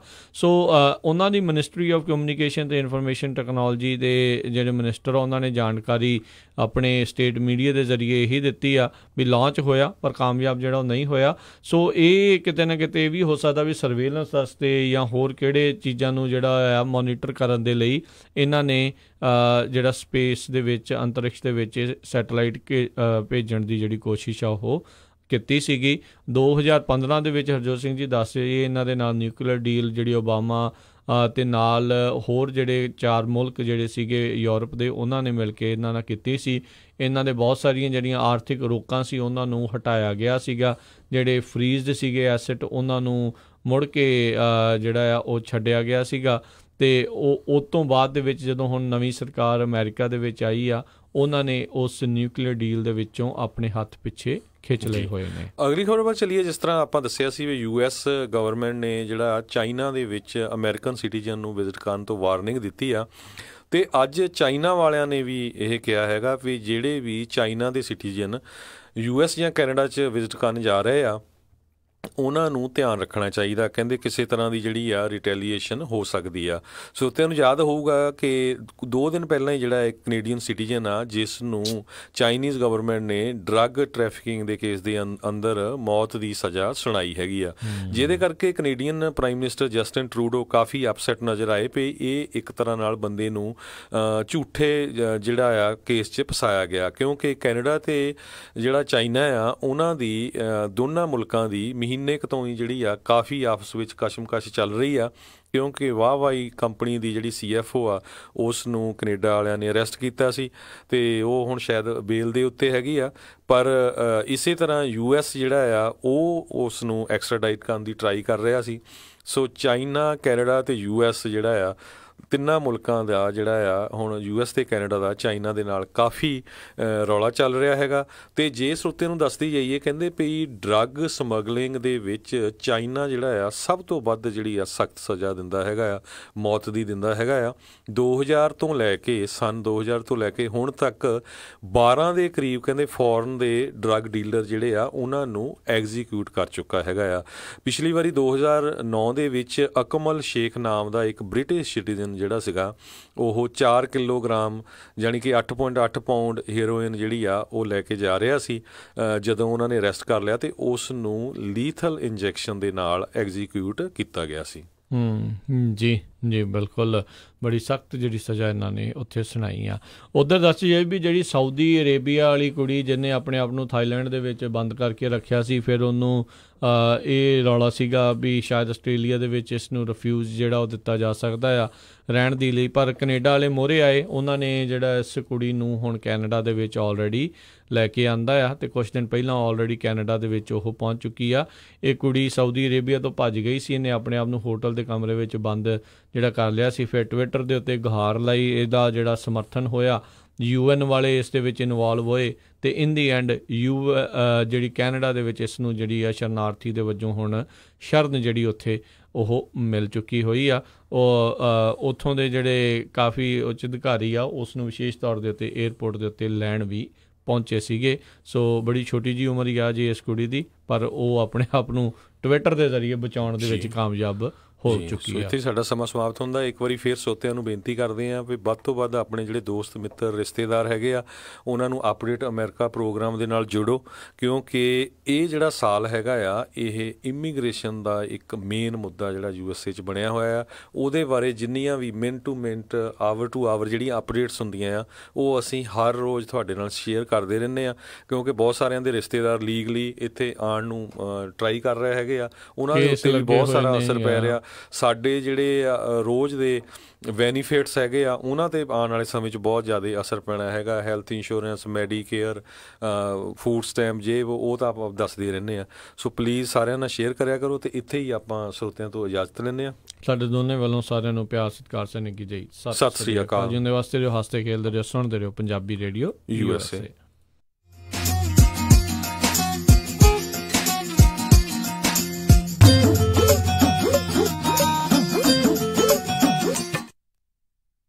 ਕੋਸਟ ਹੰਡਾਈ ਟ੍ਰੇਲਰ ਡੀਲਰਸ਼ਿਪ ਹੁਣ ਫ੍ਰੈਜ਼ਨੋ ਦੇ ਵਿੱਚ ਨਵੀਂ ਲੋਕੇਸ਼ਨ ਖੋਲ ਚੁੱਕੇ ਹਨ। ਨਵੀਆਂ ਹੰਡਾਈ ਡਰਾਈਵ ਵੈਨਸ ਅਤੇ ਰੀਫਰ ਟ੍ਰੇਲਰ ਲੈਣ ਦੇ ਲਈ ਅੱਜ ਹੀ ਕਾਲ 909-786-8008। ਯੂਜ਼ਡ ਟ੍ਰੇਲਰਸ ਦੀ ਵੱਡੀ ਇਨਵੈਂਟਰੀ ਹੈ। ਯੂਟਿਲਿਟੀ, ਗ੍ਰੇਡ ਏਨ, ਵਾਬੈਸ਼ ਦੇ ਟ੍ਰੇਲਰਸ ਇਹ ਫਾਈਨੈਂਸਿੰਗ ਵੀ ਕਰਦੇ ਹਨ। ਨਵੇਂ ਪੁਰਾਣੇ ਟ੍ਰੇਲਰਸ ਲੈਣ ਦੇ ਲਈ call Coast Hyundai trailer dealership, Fresno ਦੀ ਨਵੀਂ ਲੋਕੇਸ਼ਨ